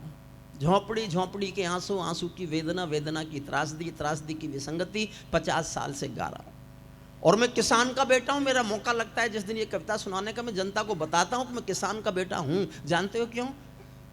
एक बार लाल किले में सुना रहा था मैं कविता, देवीलाल जी सामने बैठे थे, हरियाणा के मुख्यमंत्री थे।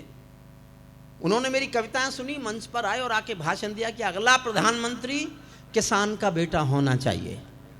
मैं उस दिन से देश को बताता फिरा कि मैं किसान का बेटा हूं। ये मुझे बाद में पता चला कि पहले चाय वाले का नंबर है। अच्छा, मैंने फिर भी इंतजार किया, अब पता चला कि अगला गाय वाले का नंबर है। तो मैं विड्रॉ करके अपनी कविताओं के बीच में आ गया। कहाँ बनेंगे पूजा के घर, कहाँ बनेगी राजधानी, मंडल और कमंडल पी गए सबकी आंखों का पानी, प्यार सिखाने वाले बसते मजहब के स्कूल गए, इस दुर्घटना में हम अपना देश बनाना भूल गए। कहीं बमों की गर्म हवा है और कहीं त्रिशूल जले, सांझ चिरैया सोली टंग गई, पंछी गाना भूल चले, आँख खुली तो पूरा भारत नाखूनों से त्रस्त मिला, जिसको जिम्मेदारी दी वो घर भरने में व्यस्त मिला, जिसको जिम्मेदारी दी वो घर। एक छंद और पढ़ता हूँ। पीछे तक सबकी तालियां नहीं उठेंगे तो मैं कविता बदल दूंगा। पीछे तक एक एक व्यक्ति समझ जाए मैं कहाँ बोल रहा हूँ, तो पूरे सदन की तालियां उठना चाहिए। नहीं उठेंगे तो मैं ऐसी कविता सुनाना शुरू कर दूंगा जिसमें सबको ताली बजानी ही पड़ेगी। सुन लीजिए। अंधकारों में समा गए जो तूफानों के बीच जले, अंधकारों में समा गए जो तूफानों के बीच जले, मंजिल उनको मिली कभी जो 4 कदम भी नहीं चले। क्रांति कथा अचानक गौन पड़े हैं गुमनामी की बाहों में, गुंडे तस्कर तने खड़े हैं राजमहल की राहों में। यहाँ शहीदों की पावन गाथाओं को अपमान मिला, डाकू ने खादी पहनी तो संसद में सम्मान मिला। डाकू ने खादी पहनी तो संसद, डाकू ने खादी पहनी तो संसद में सम्मान मिला। राजनीति में लौह पुरुष जैसा सरदार नहीं मिलता, लाल बहादुर जी जैसा कोई किरदार नहीं मिल। और मैं कहने की हिम्मत कर रहा हूं, मैंने कहा ना नेता मेरी कविता मरने ही नहीं देते। हौसला करना ताली बजाने का, कविता सुनने के लिए भी हिम्मत होनी चाहिए। कविताएं भाजपा नहीं होती, कविताएं कांग्रेस नहीं होती, कविताएं सपा बसपा नहीं होती, कविताएं संस्कृति होती हैं, कविताएं मान्यताएं होती हैं, कविताएं परंपराएं होती हैं। समर्थन चाहता हूं सुनना। क्या बात है वैसे? लाल बहादुर जी जैसा कोई किरदार नहीं मिलता, लाल बहादुर जी जैसा कोई किरदार नहीं मिलता। अरे गहरे नथु खैरे कंत्री बनकर बैठे हैं, अरे गहरे नथु खैरे कंत्री बनकर बैठे हैं। जिनको जेलों में होना था मंत्री बनकर बैठे हैं, जिनको जेलों में होना। देखिए आप कविता सुनने लायक हो गए हैं। मैं ये सुनाने नहीं आया था जो मैं आपको सुना रहा हूँ। तालिबान पढ़ा दो। हाँ, मैं एक कविता सुनाता हूँ, नई कविता मेरी जुबान पर है आजकल।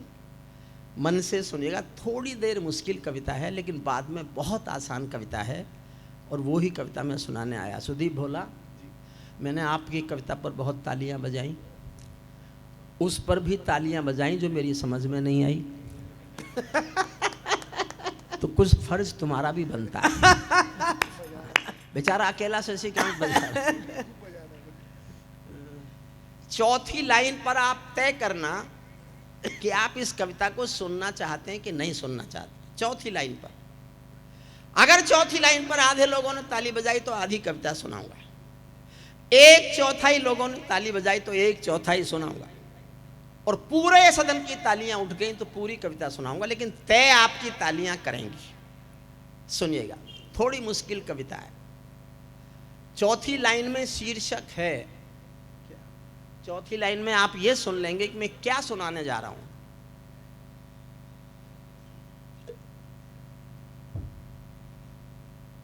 और ये विषय आप सुनना चाहते हैं तो ताली बजाकर बताइएगा। मैंने विषय बताया नहीं और आप ताली बजा रहे हैं। अरे भाई, इसी को डेमोक्रेसी कहते हैं क्या? जब मैंने विषय नहीं बताया आपने ताली किस बात पे, और इसने बजवाई किस बात पे? मैंने कहा बीमार है, संचालक जो होता है, मैंने कहा बीमार आदमी है, थोड़ी हिम्मत दो। और ऊपर से कुंवारे भी हैं, तो वैसे अपनी सद्भावना कुंवारे भी हैं, कुंवारे भी हैं, कुंवारे भी हैं। इसको इतना ज्ञान नहीं है कि जो आदमी कुंवारा होता है वो एक बार प्रधानमंत्री और एक बार राष्ट्रपति बनता है देश का। उम्मीद थोड़ा ही छोड़ दी है। सुनिए, मन से 4 लाइन पर तय करेंगे। मैं एक अच्छी कविता सुना के जाना चाहता हूँ। स्वागत भैया। आचार्य जी ने बहुत मन से ये कवि सम्मेलन किया है। नगर परिषद का ये उत्सव और जनता को दी गई भेंट। एक बार अपने नगर आयुक्त के लिए जोरदार तालियों से आप इतना विश्वास उनका करना मुझ पर कि जिसको चाहो ले आओ। मैं इसलिए, अगर मुझे पता होता कि बहुत सारे कवि हैं तो मैं माफ़ी मांग लेता हाथ जोड़ के कि साहब मैं आ नहीं सकता, लेकिन जो भी थे ये मैंने बुलाए थे, हो गई गलती। अगली बार अच्छे लेके आऊँगा।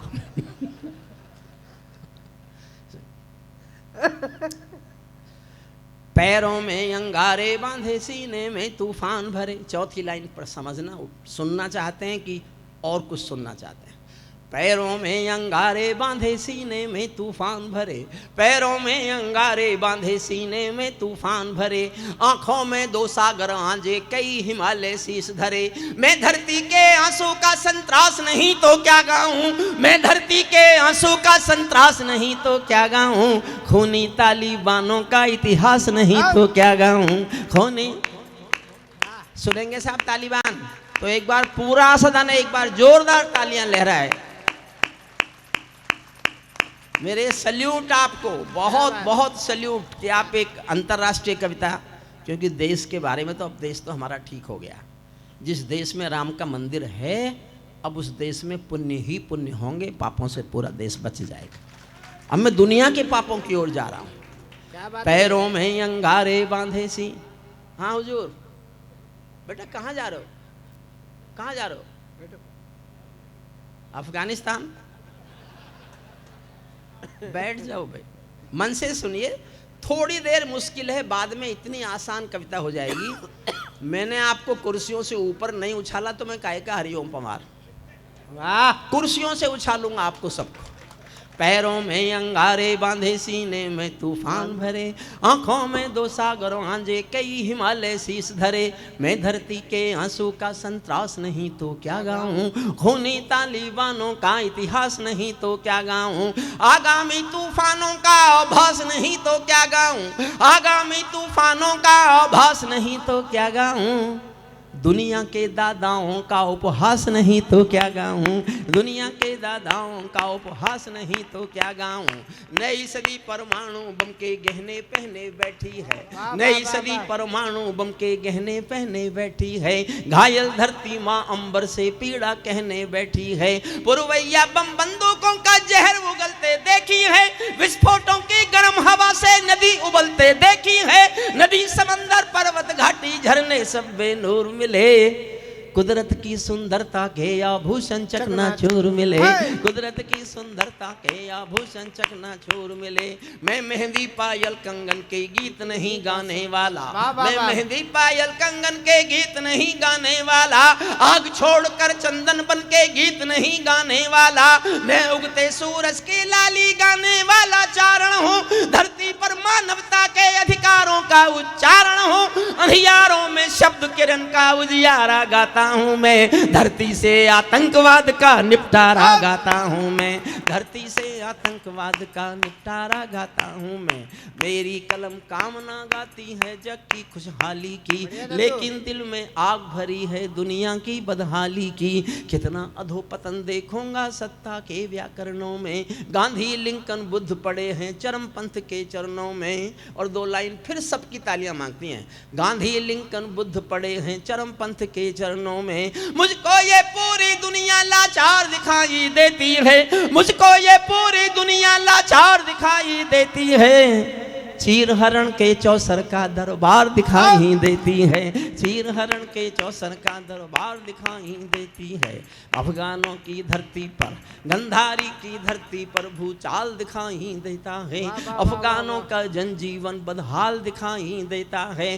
तोप तमंचों से घायल परिवेश दिखाई देता है, तोप तमंचों से घायल परिवेश दिखाई देता है। खूनी बाजों के पंजों में देश दिखाई देता है, यूएनओ में दुनिया का विश्वास टूटते देखा है।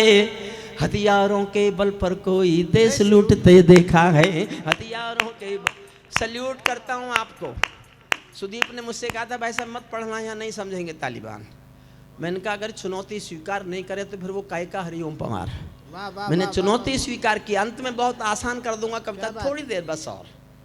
दुनिया का आसान, मैं बनारस गया पिछले दिनों, तो जैसे ही मेरे घुटने में चोट है आजकल, तो मैंने कुर्सी मांगी तो पीछे से मेरा एक दोस्त वहाँ रहता है, प्रोफेसर था मेरे साथ। उसने कहा पवार अब तो बूढ़ा हो गया। तो मुझे बड़ा बुरा लगा। आदमी चाहे कितना ही बूढ़ा हो जाए, कोई उसको कहे वो ये नहीं चाहता, तो मुझे बुरा लगा। जो मेरे मुंह से जवाब निकला मैं सिरोही की जनता को और आयुक्त महोदय को सौंपता हूँ। अगर अब मेरा जवाब अच्छा लगे तो आशीर्वाद देना ताकि मेरी उम्र बढ़ेगी। सुनना क्या बात है भैया। मैंने कहा देखो, सूरज जब शाम को ढलता है ना, उस वक्त भी उसका नाम सूरज ही होता है, उस वक्त भी उसका नाम सूरज ही होता है। सुनिएगा, मैं सूरज के साम्राज्य से आंख मिल, साथ देना मेरा, मैं सूरज के साम्राज्य से आंख मिलाने वाला हूँ। दुनिया के हर दादा का मैं ताज हिलाने वाला हूँ। आसमान की लाली मेरे शब्दों की चिंगारी है, मेरी पूरी दुनिया से टकराने की तैयारी है। मैं शब्दों की क्रांति ज्वाल हूँ, वर्तमान को गाऊंगा। जिस दिन मेरी आग बुझेगी मैं उस दिन मर जाऊंगा। जिस दिन मेरी आग बुझे, जिस दिन मेरी आग बुझेगी मैं उस दिन मर जाऊंगा। दुनिया वालों आने वाला समय तुम्हें दुत्कारेगा। कविता शुरू होती है। आहा आहा। अगर तालिबानियों के साथ अमेरिका ने वो सलूक नहीं किया होता तो हमास का इजराइल पर हमला करने का हौसला ही नहीं होता ही नहीं। दुनिया से आतंकवाद की शुरुआत अमेरिका का अफगानिस्तान से भागना है। पानी पीते रहिए। दुनिया वालों आने वाला समय तुम्हें दुत्कारेगा। इतिहास की तरह गा रहा हूं, सुनना। दुनिया वालों आने वाला समय तुम्हें दुत्कारेगा, महाशक्तियों की चुप्पी पर थूकेगा, धिक्कारेगा। दुनिया के दादा आतंकों से लड़ने में चूक गए, तालिबानी एटम की सत्ता के मुंह पर थूक गए। तालिबानी एटम की तालिबान पर 8 लाइन सुनना, और 8वीं लाइन आपके दिल में जाके ठक ठक करे तो तालियां उठाए पूरा सदन। तालिबानी आतंकों की एटम की सत्ता के मुंह पर थूक गए। तालिबानी आतंकों की शैली गढ़ने वाले हैं, तालिबानी बर्बरता की सीढ़ी चढ़ने वाले हैं। तालिबानी यादों में लादेन छिपा कर बैठे हैं, अपनी आंखों में पिंडी के नैन छिपा कर बैठे हैं। ये भारत के यान हरण की दर्द भरी दुर्घटना है, काबुल के दूतावासों में विस्फोटों की घटना है। इनके कारण हम जेलों से कातिल छोड़े बैठे हैं। ये गौतम बुद्धा की प्रतिमा बम से तोड़े बैठे हैं, ये गौतम बुद्धा की प्रतिमा बम से तोड़े बैठे हैं। तालिबानों की बेशर्मी शर्म पड़ी पानी पानी, दहशतगर्दों के कोड़ों से पिटती हैं दादी नानी। पूरी दुनिया में एक मुल्क ऐसा है जिसमें 800 साल पुराना पाषाण काल है। लड़की स्कूल नहीं जाएगी, लड़की पढ़ने नहीं जाएगी, लड़की नौकरी नहीं करेगी, लड़की बिजनेस नहीं करेगी, घर से बाहर नहीं निकलेगी। एक मुल्क में इतने इतने इतने अत्याचार महिला पर। मैंने एक पंक्ति में लिखा है, मैं पूरे सदन का मन मांगता हूं ये मेरी पंक्ति पहुंच जाए तो इस एक पंक्ति पर पूरे सदन की तालियां चाहता हूं सुनना है। तालिबानों की बेशर्मी शर्म पड़ी पानी पानी, दहशतगर्दों के कोड़ों से पिटती हैं दादी नानी। उनको कोई फर्क नहीं है उनके जीने मरने की, उनको कोई फर्क नहीं है उनके जीने मरने की। औरत केवल काया भर है बच्चे पैदा करने की, औरत केवल काया भर है बच्चे पैदा करने की। इनका दामन 7 समंदर साफ नहीं कर सकते हैं, अल्लाह भी इनके पापों को माफ नहीं कर सकते हैं। काबुल के हर चौराहे पर चीख सुनाई देती है, हर अफगानी सीने पर बंदूक दिखाई देती है। मैंने भू पर मानवता के प्राण अटकते देखे हैं, जब यानों के पहियों से भी लोग लटकते देखे हैं, जब यानों के पहियों से भी लोग। मैं छोटी करता हूँ कविता, बहुत छोटी करता हूँ क्योंकि अंतिम में तक आना चाहता हूँ। एक छंद और सुनिए। स्वागत भी है। मैं दुनिया के सबसे बड़े दादा के खिलाफ बोल रहा हूँ, अमेरिका के, जिसके खिलाफ भारत सरकार नहीं बोल सकती डिप्लोमेटिकली, मैं बोल रहा हूँ। अब आप अंदाजा लगाइए भारत सरकार ज़्यादा शक्तिशाली है कि हरिओम पवार ज़्यादा शक्तिशाली है। वाह। और मेरा बोलना ठीक लगे तो मेरा समर्थन करना तालियों से। तालिबानी जिनके अब्बा आका तुम थे अमेरिका, किसने पैदा किया इनको?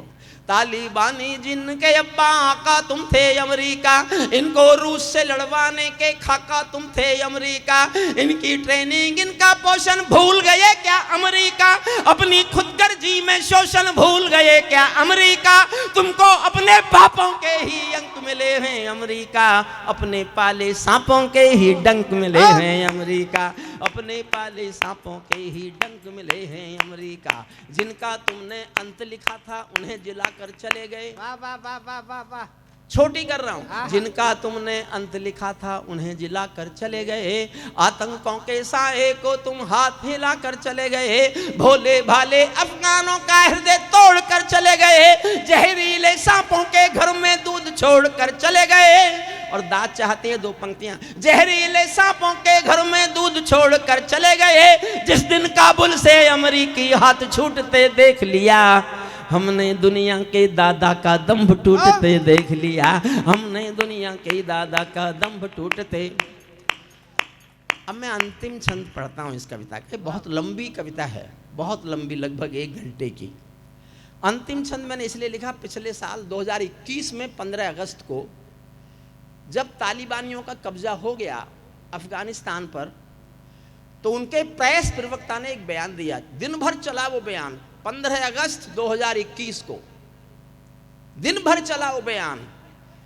और पाकिस्तानी वो तालिबानी प्रेस प्रवक्ता बोल रहा था, we have got our motherland, Kabul and total Afghanistan, our next target is the jihad in Jammu and Kashmir and due to brotherhood we will support the jihad of Jammu and Kashmir and we will get it liberated. हमारा अगला लक्ष्य जम्मू कश्मीर की आज़ादी है। हम भाईचारे के नाते जम्मू कश्मीर का जिहाद पूरा करेंगे और जम्मू कश्मीर को आज़ाद कराएंगे। तब मैं अंतिम छंद सुना रहा हूँ। अब मैं किसी से नहीं कहूँगा ताली बजाओ, अब मैं आपसे कहूँगा आप ताली बजाने से खुद को रोक के दिखा सको तो रोक के दिखाओ। वाह, ये मैं ही कह सकता हूँ। शशिकांत ये कहने के लिए अभी अगला जन्म लेगा। मन से देखिए, मैंने कहा ना, मैं आपको अगर उछाल नहीं पाया कुर्सी से ऊपर तो मैं कहेगा हरिओम पवार। अंतिम छंद सुनिए, भारत बोल रहा है और उनसे बोल रहा है जो कहते हैं कि हमारा तो अगला लक्ष्य जम्मू कश्मीर की आज़ादी है। तालिबानो अपने घर में नाचो कूदो खेल करो, तालिबानो अपने घर में नाचो कूदो खेल करो, जिससे चाहो जंग करो तुम, जिससे चाहो मेल करो, लेकिन मेरे कश्मीर के सपन देखना बंद करो। पाकिस्तानी गरम तवे पर हाथ सेकना बंद करो, पाकिस्तानी गरम। पूरे सदन को उछालूंगा मैं भी। तालिबानो अपने घर में नाचो कूदो खेल करो, जिससे चाहो जंग करो तुम, जिससे चाहो मेल करो, लेकिन मेरे कश्मीर के सपन देखना बंद करो। पाकिस्तानी गरम तवे पर हाथ सेकना बंद करो। तालिबानी अब्बा चाचा जो भारत में आएंगे, ओसामा की तरह समंदर में दफनाए जाएंगे, ओसामा की तरह समंदर में दफनाए जाएंगे। हम घाटी में आतंकी अभियान कुचल कर रख देंगे, कोयल के घर कौवों का अरमान कुचल कर रख देंगे, जो घुसपैठी घाटी में बारूदी गर्म हवा देंगे। हम उनको जन्नत की 70 हूरों से मिलवा देंगे, हम उनको जन्नत की 70 हूरों, हम उनको जन्नत की 70 हूरों से मिलवा देंगे, हम उनको जन्नत की 70 हूरों से मिलवा देंगे। चंद किराए के ये गुंडे और तमंचे पिंडी के, वाह, और जोश मांगता हूं साहब। चंद किराए के ये गुंडे और तमंचे पिंडी के, सौदागर बनकर बैठे हैं आतंकों की मंडी के। पहले इनको संविधान की परिभाषा में समझा दो, ना समझे तो फिर बुलडोजर की भाषा में समझा दो, ना समझे तो फिर ना समझे तो फिर बुलडोजर की भाषा में।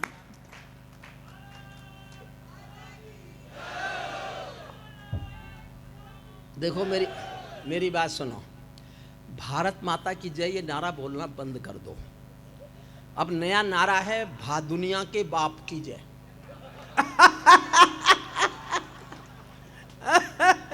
क्या सबूत चाहिए आपको कि हम दुनिया के बाप हैं?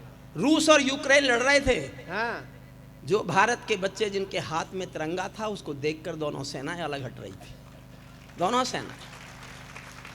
और कैसे बदलता है देश, एक और उदाहरण देता हूं। जब भी कोई विदेशी दादा आता था साउथ नॉर्थ, यूरोप का कोई भी राष्ट्र अध्यक्ष आया, हमारे गांधी की समाधि गया, तो सुरक्षा के नाम पर वहां जासूसी कुत्ते घुमाए जाते थे।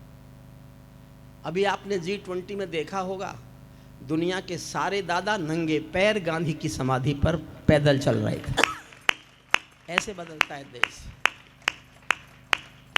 ऐसे बदलता है। चंद किराए के ये गुंडे और तमंचे पिंडी के, सौदागर बनकर बैठे हैं आतंकों की मंडी के। पहले इनको संविधान की परिभाषाओं में समझा दो, ना समझे तो फिर बुलडोजर की भाषाओं में समझा दो, ना समझे तो फिर बुलडोजर की भाषाओं में समझा दो। बंदूकों की गोली का उत्तर सद्भाव नहीं होता, हथियारों के लिए अहिंसा का प्रस्ताव नहीं होता, कोई विषधर कभी शांति के बीज नहीं बो सकता है, और भेड़िया शाकाहारी कभी नहीं हो सकता है, और भेड़िया शाकाहारी कभी नहीं हो सकता है। धरती पर हत्यारी बंदूकों ने तर्पण नहीं किया। ज्ञान भी दे रहा हूँ, इतिहास का सत्य है ये। धरती पर हत्यारी बंदूकों ने तर्पण नहीं किया, दुनिया में आतंकवाद ने कभी समर्पण नहीं किया। ये केवल कुचला जाता है, दूसरी राह नहीं होती। संकल्पों के निर्णय को जग की परवाह नहीं होती। जिस दिन भारत आतंकों पर पूर्ण विजय पा जाएगा, उस दिन पाकिस्तान हमारे चरणों में आ जाएगा, उस दिन पाकिस्तान हमारे चरणों में आ जाएगा। आखिर यूं डरते डरते दुनिया से क्या ले लेंगे हम। वाह वाह वाह वाह। अगली पंक्ति ताली मांगती है पूरे सदन का। आखिर यूं डरते डरते दुनिया से क्या ले लेंगे हम, कोई दिल्ली मांगेगा तो क्या दिल्ली दे देंगे हम, कोई दिल्ली मांगेगा तो क्या दिल्ली दे देंगे हम। धरती अंबर और समंदर को ये भाषा समझा दो, दुनिया के हर पंच सिकंदर को ये भाषा समझा दो। अब खंडित भारत माँ की तस्वीर नहीं होने वाली, कश्मीर किसी के अब्बा की जागीर नहीं होने वाली, कश्मीर किसी के अब्बा की जागीर नहीं हो। भारत ने हर समझौते का आदी बनना छोड़ दिया। वाह वाह वाह वाह वाह। एक ऐसी पंक्ति पढ़ रहा हूं जिसमें आप सब मेरे समर्थक नहीं हो सकते। कुछ समर्थक होंगे, कुछ विरोधी होंगे। मैंने जिस दिन लिखी, मैं खुद 10 दिन तक सोच में था कि मैंने गलत तो नहीं लिख दिया, लेकिन मैंने 1948 के डॉक्यूमेंट नहीं पढ़े होते तो मैं ये पंक्ति कभी नहीं लिखता। क्या बात है भैया। कभी नहीं लिखता। मेरा समर्थन करो तो इतनी हिम्मत से करना कि मैं डरना छोड़ दूं कि मैंने कुछ गलत लिखा है, और आपको ऐसा लगता है कि मैंने गलत लिखा है तो चुप रह जाना, मैं कल से नहीं पढ़ूंगा, आपको वचन देता हूं, वचन देता हूं। लेकिन आपको लगे कि किसी ना किसी को तो ये बात कहनी पड़ेगी। 48 के सारे डॉक्यूमेंट पढ़ लो तो चिल्ला चिल्ला के कहनी पड़ेगी। मैं कह रहा हूं, आपका समर्थन मांगता हूं, सुनना।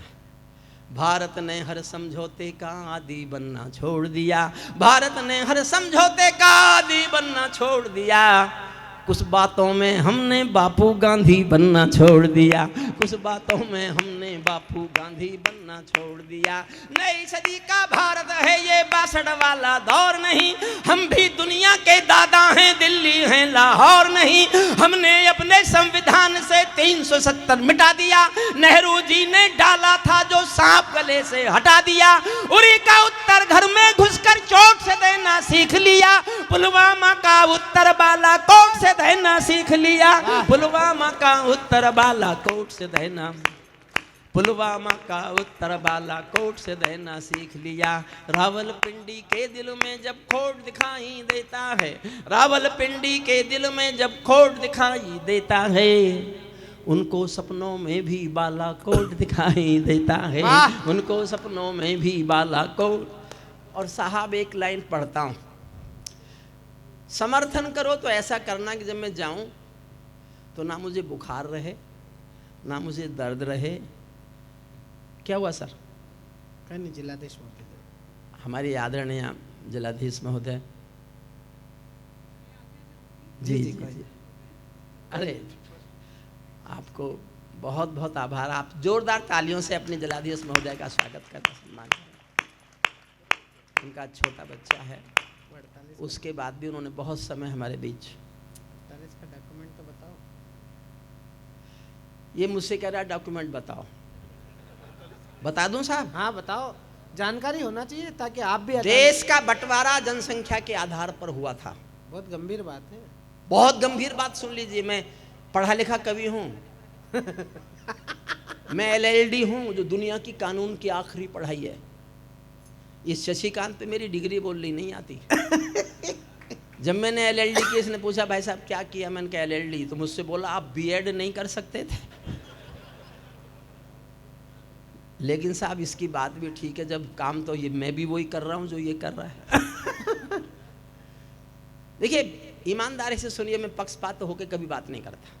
जनसंख्या के आधार पर देश बटा। 33 करोड़ जनसंख्या थी, 22 करोड़ हिंदू थे और 11 करोड़ हमारे दूसरे भाई थे। एक तिहाई भूमि बांट ली गई। मेरी बात ध्यान से सुनना, और कोई भी पूछे तो सीना तान के उसके सामने बोलना। भैया सुन लो एक बार पहले। 33 करोड़ में 22 करोड़ को 2/3 जमीन मिली और 11 करोड़ को 1/3 जमीन मिली। लेकिन उन 11 करोड़ में से 3 करोड़ गए ही नहीं। उन 3 करोड़ के हिस्से की जमीन आपने वापस क्यों नहीं ली? क्या बात है। नहीं ली आपने वापस। या तो वो 3 करोड़ जाते या 3 करोड़ के हिस्से की जमीन तभी ले ली जाती। क्या बात है भाई साहब। और इसमें गांधी रोड़ा बने। इसलिए मैंने ये लाइन लिखी, वरना मैंने गांधी की पूजा भी की है। अंतिम एक लाइन सुन लीजिए, मैं फिर देखना चाहता हूँ जोश जाते समय तक याद रहे मुझे। रावलपिंडी के दिल में जब खोट दिखाई देता है, उनको सपनों में भी बालाकोट दिखाई देता है। हमने डर को कूटनीति से दूर हटा कर रखा है, हमने डर को कूटनीति से दूर हटा कर रखा है। दिल्ली के सिंहासन पर एक शेर बिठा कर रखा है, दिल्ली के सिंहासन पर एक शेर बिठा कर। अंतिम 2 लाइन सुनिएगा, अंतिम 2 लाइन। दिल्ली के सिंहासन पर एक शेर बिठा कर रखा है, भारत की संसद ने कसमें खा खा कर स्वीकारा है, भारत की संसद ने कसमें खा खा कर स्वीकारा है। पाकिस्तानी कब्जे वाला सब कश्मीर हमारा है, दिल्ली के सिंहासन से ये निर्णय जाने वाला है। पाकिस्तानी कब्जे वाला वापस आने वाला है। बहुत बहुत धन्यवाद, बहुत बहुत आभार। एक कविता और सुना दो, एक सुना दो। हाँ, एक और सुना। हाँ, मैं वो कलम नहीं हूँ बिक जाती हो दरबारों में। एक बार जरा पूरा सदन डॉक्टर हरिओम पवार को ठीक करने के लिए, और अब उनका गला खुल गया है, और इतनी पढ़ने के बाद तो गले में तरावट आती है। आपने और हमने डॉक्टर साहब को खूब सुना है। एक कविता विशेष की मैं फरमाइश कर रहा हूँ, करगिल वाली, लेकिन उसके बीच में जो हमारे भाई साहब ने उधर से कहा है वो जरा सा सुना दीजिए, और उसके बाद उन्होंने कौन सी कहा है? मैं वो कलम नहीं हूँ जो बिक जाती हो दरबारों में। मैं वो कलम नहीं हूँ जो बिक जाती हो दरबारों में, मैं शब्दों की दीप सिखा हूँ अंधियारे चौबारों में। मैं वाणी का राजदूत हूँ, सच पर मरने वाला हूँ, डाकू को डाकू कहने की हिम्मत करने वाला हूँ, डाकू को डाकू कहने की हिम्मत। देखिए, मैं अपने जीवन की सबसे अच्छी कविता सुनाता हूँ। स्वागत भैया। मैंने 50 साल तक आंसू की आग गाई है। 50 साल मैं एक कविता में अपनी आग के आंसू गाता हूँ। कविता के नाम पर मेरे पास सिर्फ ये कविता है। आप सुनिए भैया, आप लोग बैठ जाओ प्लीज, कैमरे वाले बैठ जाओ, कहीं भी बैठ जाओ, आपके पीछे लोग। इसमें आप देखिए, मैं आपका बहुत मन चाहता हूँ। देखिए, भगवान राम का मंदिर बन रहा है। भगवान राम हमारे देवता, हमारे रक्षक देवता। भगवान कृष्ण भी हमारे रक्षक देवता। लेकिन हमने मंदिर देखा है, भगवान राम तो नहीं देखे, भगवान कृष्ण तो नहीं देखे। और कोई कहता है कि मैंने देखे, तो वो कुछ और हो ना हो, झूठा जरूर है। मैंने नहीं देखे वो अपने रक्षक देवता हमारे हैं। मैं हिंदू धर्म में पैदा हुआ हूँ, सनातनी पैदा हुआ हूँ, तो मैं मानता हूँ भगवान राम हमारे रक्षक देवता, कृष्ण हमारे रक्षक देवता। लेकिन मैंने देखे नहीं है। मैंने जो अपने रक्षक देवता देखे हैं, ये वो फौजी हैं जो वर्दी पहनकर सीमा पर खड़े हैं और देश की रक्षा कर रहे हैं। वाह वाह वाह वाह वाह, जिंदाबाद। मैं 50 साल में पहली बार एक आंसू की आग गा रहा हूँ, आग का आंसू गा रहा हूँ।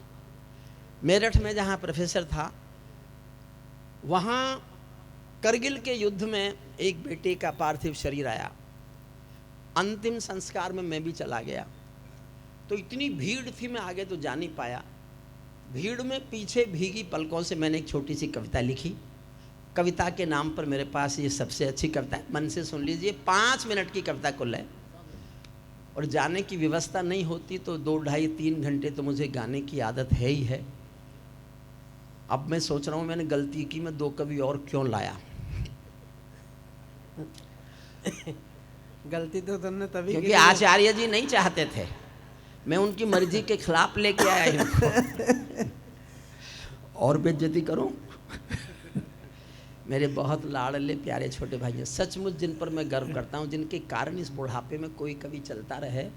ऐसे छोटे भाइयों का सहारा होता है। सुदीप भोला सुबह से जिस तरह से मेरे साथ है और मेरा सामान उठाकर लेके आया यहाँ तक, मैं सुदीप भोला का भी आभार व्यक्त करता हूँ, और अपने छोटे भाई शशिकांत का भी। इनके सम्मान में एक बार जोरदार तालियां बजाइए। मैं सुना, आदरणीय आप भी बैठ जाओ। हे आर्य पुत्र, बैठ जाओ, आप भी कहीं बैठ के सेट कर लो। एक अच्छी कविता मन से सुन लीजिए। वो क्या चाय पिला रहे हैं? चाय? मैं चाय वाले से तो कुछ नहीं कहूँगा, क्योंकि चाय वाले से जिसने कुछ भी कहा फिर वो किसी लायक नहीं रहा। होता है सब।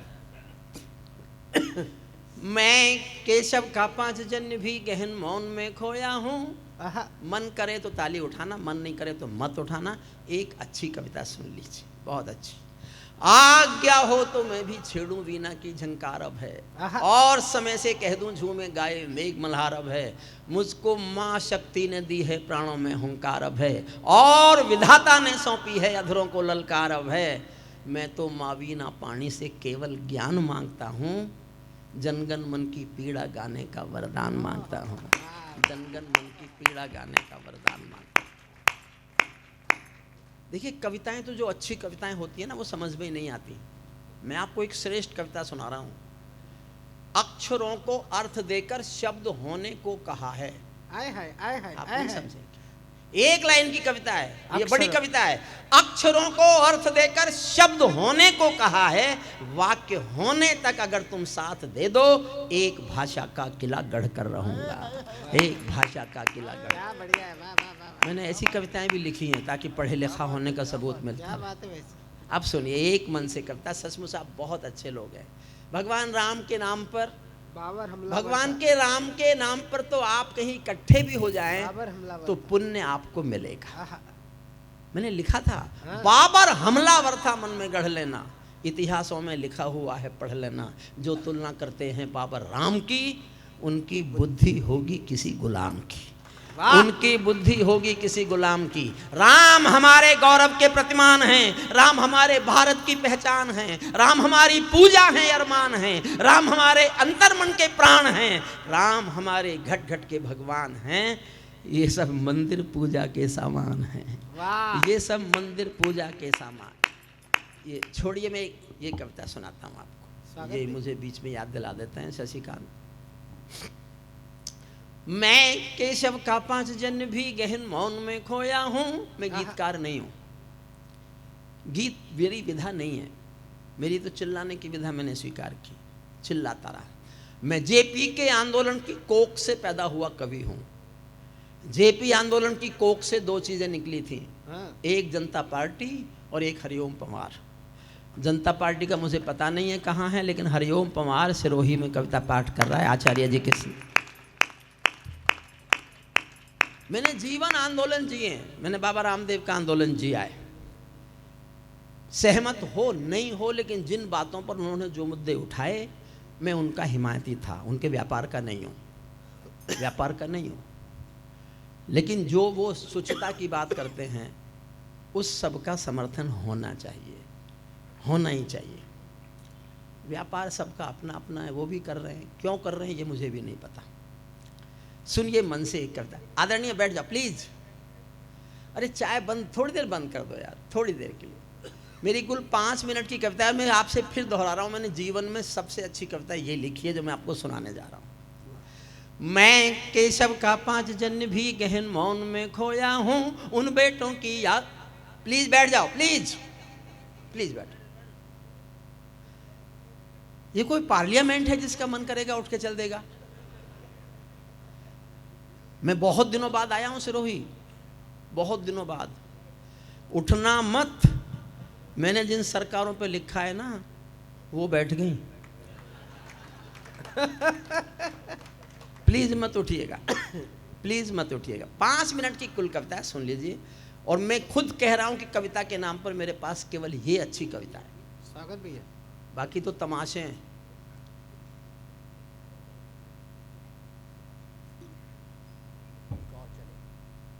और चले, चाय वाला ही है वो तो। चाय वाला ही। मैं केशव का 5 जन्य भी गहन मौन में खोया हूँ, उन बेटों की याद कहानी लिखते लिखते रोया हूँ। जिस माथे की कुमकुम बिंदी वापस लौट नहीं पाई, चुटकी झुमके पायल ले गई कुर्बानी की यमराई। कुछ बहनों की राखी जल गई है बर्फीली घाटी में, वेदी के गठबंधन मिल गए हैं करगिल की माटी में। पर्वत पर कितने सिंदूरी सपने दफन हुए होंगे, 20 बसंतों के मधुमासी जीवन हवन हुए होंगे। टूटी चूड़ी धुला महावर रूठा कंगन हाथों का, कोई मोल नहीं दे सकता बासंती जज्बातों का, कोई मोल नहीं। टूटी चूड़ी धुला महावर रूठा कंगन हाथों का कोई मोल नहीं दे सकता, बासंती जज्बातों का जो पहले पहले चुंबन के बाद लाम पर चला गया। एक पल का एहसास जीना, जो पहले पहले चुंबन के बाद लाम पर चला गया, नई दुल्हन की से छोड़कर युद्ध काम पर चला गया, उसको भी मीठी नींदों की करवट याद रही होगी, खुशबू में डूबी यादों की सलवट याद रही होगी, खुशबू में डूबी। और मैं जीवन की सबसे अच्छी पंक्ति पढ़ने जा रहा हूँ, अपने छोटे भाई शशिकांत को, छोटे भाई सुदीप भोला को समर्पित करता हूँ। मैंने इससे अच्छा अपने जीवन में कुछ नहीं लिखा। मैंने एक लाइन अच्छी लिखी है, बस एक लाइन। मुझे दुआएं देना बहुत प्यार से। मैंने एक लाइन और ऐसी लिख ली तो मैं कवि होने की घोषणा करूंगा। अभी मैं एक लाइन का कवि मानता हूं अपने को, और वो जीवन की सबसे अच्छी पंक्ति पढ़ने जा रहा हूं, आप सुनिएगा, संभालिएगा। उनको भी मीठी नींदों की करवट याद रही होगी, खुशबू में डूबी यादों की सलवट याद रही होगी, उन आंखों की दो बूंदों से सातों सागर हारे हैं, उन आंखों की दो बूंदों से सातों सागर हारे हैं, जब मेहंदी वाले हाथों ने मंगलसूत्र उतारे हैं, जब मेहंदी वाले हाथ, उन आंखों की दो बूंदों से सातों सागर हारे हैं, जब मेहंदी वाले हाथों ने मंगलसूत्र उतारे हैं, गीली मेहंदी रोई होगी चुपके घर के कोने में, ताजा काजल छूटा होगा चुपके चुपके रोने में, जब बेटे की अर्थी आई होगी सोने आंगन में, शायद दूध उतर आया हो बूढ़ी माँ के दामन में, शायद दूध उतर आया हो बूढ़ी माँ के दामन में, वो विधवा पूरी दुनिया का बोझा सर ले सकती है। वाह वाह वाह वाह वाह। दुनिया के किसी भी मजहब में ये परंपरा नहीं है कि स्त्री अर्थी को कंधा दे, संसार के किसी मजहब में नहीं है। भरतपुर जिला राजस्थान का एक गांव है अजान, उस गांव का एक बेटा शहीद हुआ, वीरेंद्र सिंह। ये कल्पना नहीं है, सत्य घटना है। जब पार्थिव शरीर आया वीरेंद्र सिंह का गांव में, तो उनकी पत्नी का नाम है गायत्री देवी। उन्होंने गांव वालों की मर्जी के खिलाफ, सेना के अधिकारियों की मर्जी के खिलाफ शादी के दिन वाले कपड़े पहने और शमशान घाट तक अपने पति की अर्थी को कंधा दिया। ये दुनिया की पहली घटना थी जब कोई औरत अर्थी को कंधा दे रही थी, दुनिया की पहली घटना। उसके बाद कई घटनाएं घटी, मैंने इस पर एक लाइन लिखी है साहब, एक लाइन सुनना। जब बेटे की अर्थी आई होगी सोने आंगन में, शायद दूध उतर आया हो बूढ़ी माँ के दामन में, वो विधवा पूरी दुनिया का बोझा सर ले सकती है, जो अपने पति की अर्थी को भी कंधा दे सकती है। मैं सिंहर देवी के चरणों में सिर झुकाता हूँ, इसीलिए मैं कविता को हथियार बनाकर गाता हूँ, इसीलिए मैं कविता को हथियार बनाकर गाता हूँ। जिन बेटों ने पर्वत काटे हैं अपने नाखूनों से, वाह वाह। सैनिक के शौर्य पर 6 लाइन सुनना। वाह वाह वाह। सैनिक के शौर्य पर, इनसे बड़ा कोई त्यागी हो सकता है साहब? दुनिया का सबसे अमीर आदमी अडानी, अंबानी, और वो जो अमेरिका वाले क्या क्या नाम है उनका, ये सब अगर किसी को ये कहें कि मैं तुमको नौकरी देता हूं 1 करोड़ की, 10 करोड़ की, 50 करोड़ की, लेकिन तुमको मेरे लिए मरना पड़ेगा, मरना पड़ेगा मेरे लिए, इस शर्त पर कोई नौकरी करेगा साहब? सेना का बेटा जानता है कि देश के लिए मरना पड़ेगा, फिर भी वो सेना में नौकरी करता है, नौकरी करता है। जिन बेटों ने पर्वत काटे हैं अपने, कैसे लड़ते होंगे -48 और +48 में, जिन बेटों ने पर्वत काटे हैं अपने नाखूनों से, उनकी कोई मांग नहीं है दिल्ली के कानूनों से, जो सैनिक सीमा रेखा पर ध्रुव तारा बन जाता है, उस कुर्बानी के दीपक से सूरज भी शर्माता है, गर्म दहानों पर तोपों के जो सीने अड़ जाते हैं, उनकी गाथा लिखने को अंबर छोटे पड़ जाते हैं, उनके लिए हिमालय कंधा देने को झुक जाता है, कुछ पल को सागर की लहरों का गर्जन रुक जाता है, उस सैनिक के शव का दर्शन तीर्थ जैसा होता है, चित्र शहीदों का मंदिर की मूरत जैसा होता है, चित्र शहीदों का मंदिर की मूरत जैसा हो। क्या बात है भाई? आखिरी 8 लाइन सुनना। क्या ये देश उन्हीं का है जो सीमा पर मर जाते हैं? क्या ये देश उन्हीं का है जो सीमा पर मर जाते हैं, अपना खून बहा कर टीका सरहद पर कर जाते हैं। कोई युद्ध वतन की खातिर सबको लड़ना पड़ता है, संकट की घड़ियों में सबको सैनिक बनना पड़ता है। जो भी कौम वतन की खातिर मरने को तैयार नहीं, उसकी संतति को आजादी जीने का अधिकार नहीं, उसकी संतति को और मैं आखिरी एक लाइन पढ़ना चाहता था। मैं एक लाइन ऐसी पढ़ना चाहता था कि जिसमें मैं नेता को बहुत बहुत कठोर बात बोलूं, बहुत कठोर, और इतनी चालाकी से बोलूं वो सामने भी बैठा हो तो उसकी समझ में ना आए, और समझ में भी आए तो इतनी देर में आए जब तक मैं निकल लूं। और ये मैंने अपने घर के नेताओं से दुखी होकर लिखी। मेरे घर में बहुत नेता बचपन में पीटते थे, अब डांटते हैं, पर मैं भी कुछ सुनता थोड़ा ही हूं उनकी। वो मेरी नहीं सुनते, मैं उनकी नहीं सुनता। आखिरी लाइन से विदा करना, आखिरी लाइन से विदा करना। सैनिक अपने, देखना एक पंक्ति का मैंने सहारा लिया है, गुस्से में उनको इससे ज्यादा कुछ कहा नहीं जा सकता, और ठीक से एकदम उनकी समझ में आ भी नहीं सकता। सैनिक अपने प्राण गंवा कर देश बड़ा कर जाते हैं, सैनिक अपने प्राण गंवा कर देश बड़ा कर जाते हैं, बलिदानों की बुनियादों पर राष्ट्र खड़ा कर जाते हैं। जिनको माँ के बलिदानी बेटों से प्यार नहीं होगा, उन्हें तिरंगे को लहराने का अधिकार नहीं होगा, उन्हें तिरंगे को, सच्चा है अपना प्यार तो क्या इस जहां का डर, गुलबन के गुलिस्तां वफा में फिर खिलेंगे हम, अब बिछड़ रहे हैं कोई रंज मत करो, फिर बाहर आएंगी तो फिर मिलेंगे हम, सितारों को आंखों में महफूज रख लो, बड़ी दूर तक रात ही रात होगी, मुसाफिर हो तुम भी, मुसाफिर हैं हम भी, इसी मोड़ पर फिर मुलाकात होगी। और इस सिरोही ने देश को एक बड़ा, बहुत बड़ा चेहरा दिया है। मैं प्रणाम करता हूं। एक सिरोही का चेहरा हिंदुस्तान का ही नहीं, पूरी दुनिया का सर्वाधिक लोकप्रिय चेहरा है शैलेश लोढ़ा। उसकी जन्मभूमि है सिरोही में, उसकी जन्मभूमि को प्रणाम करता हूं और उसका भी आभार व्यक्त करता हूं कि वो यहीं से 7 साल की उम्र से उसने कविता पाठ शुरू किया, और जब उसने पहली बार कविता पाठ किया तब मैं उसके साथ था। इस पर मुझे गर्व होता है। आज वो बहुत बड़ा नाम हो गया है। बहुत बहुत धन्यवाद। कोई आके धन्यवाद देंगे? 22 आयुक्त साहब आप आ जा। 22 तारीख के दिन आप सब लोग अपने घर पर 5-50 22 तारीख को पूरे देश में दीपावली मनाना चाहिए, राम ज्योति जलाइए, प्रभु को याद कीजिए। और ये कोई इतराने वाली बात नहीं है, सच बात है। 22 तारीख को प्राण प्रतिष्ठा में हिस्सा लेने के न्योते जिन विशेष लोगों को मिले हैं, उनमें एक हरिओम पवार भी है।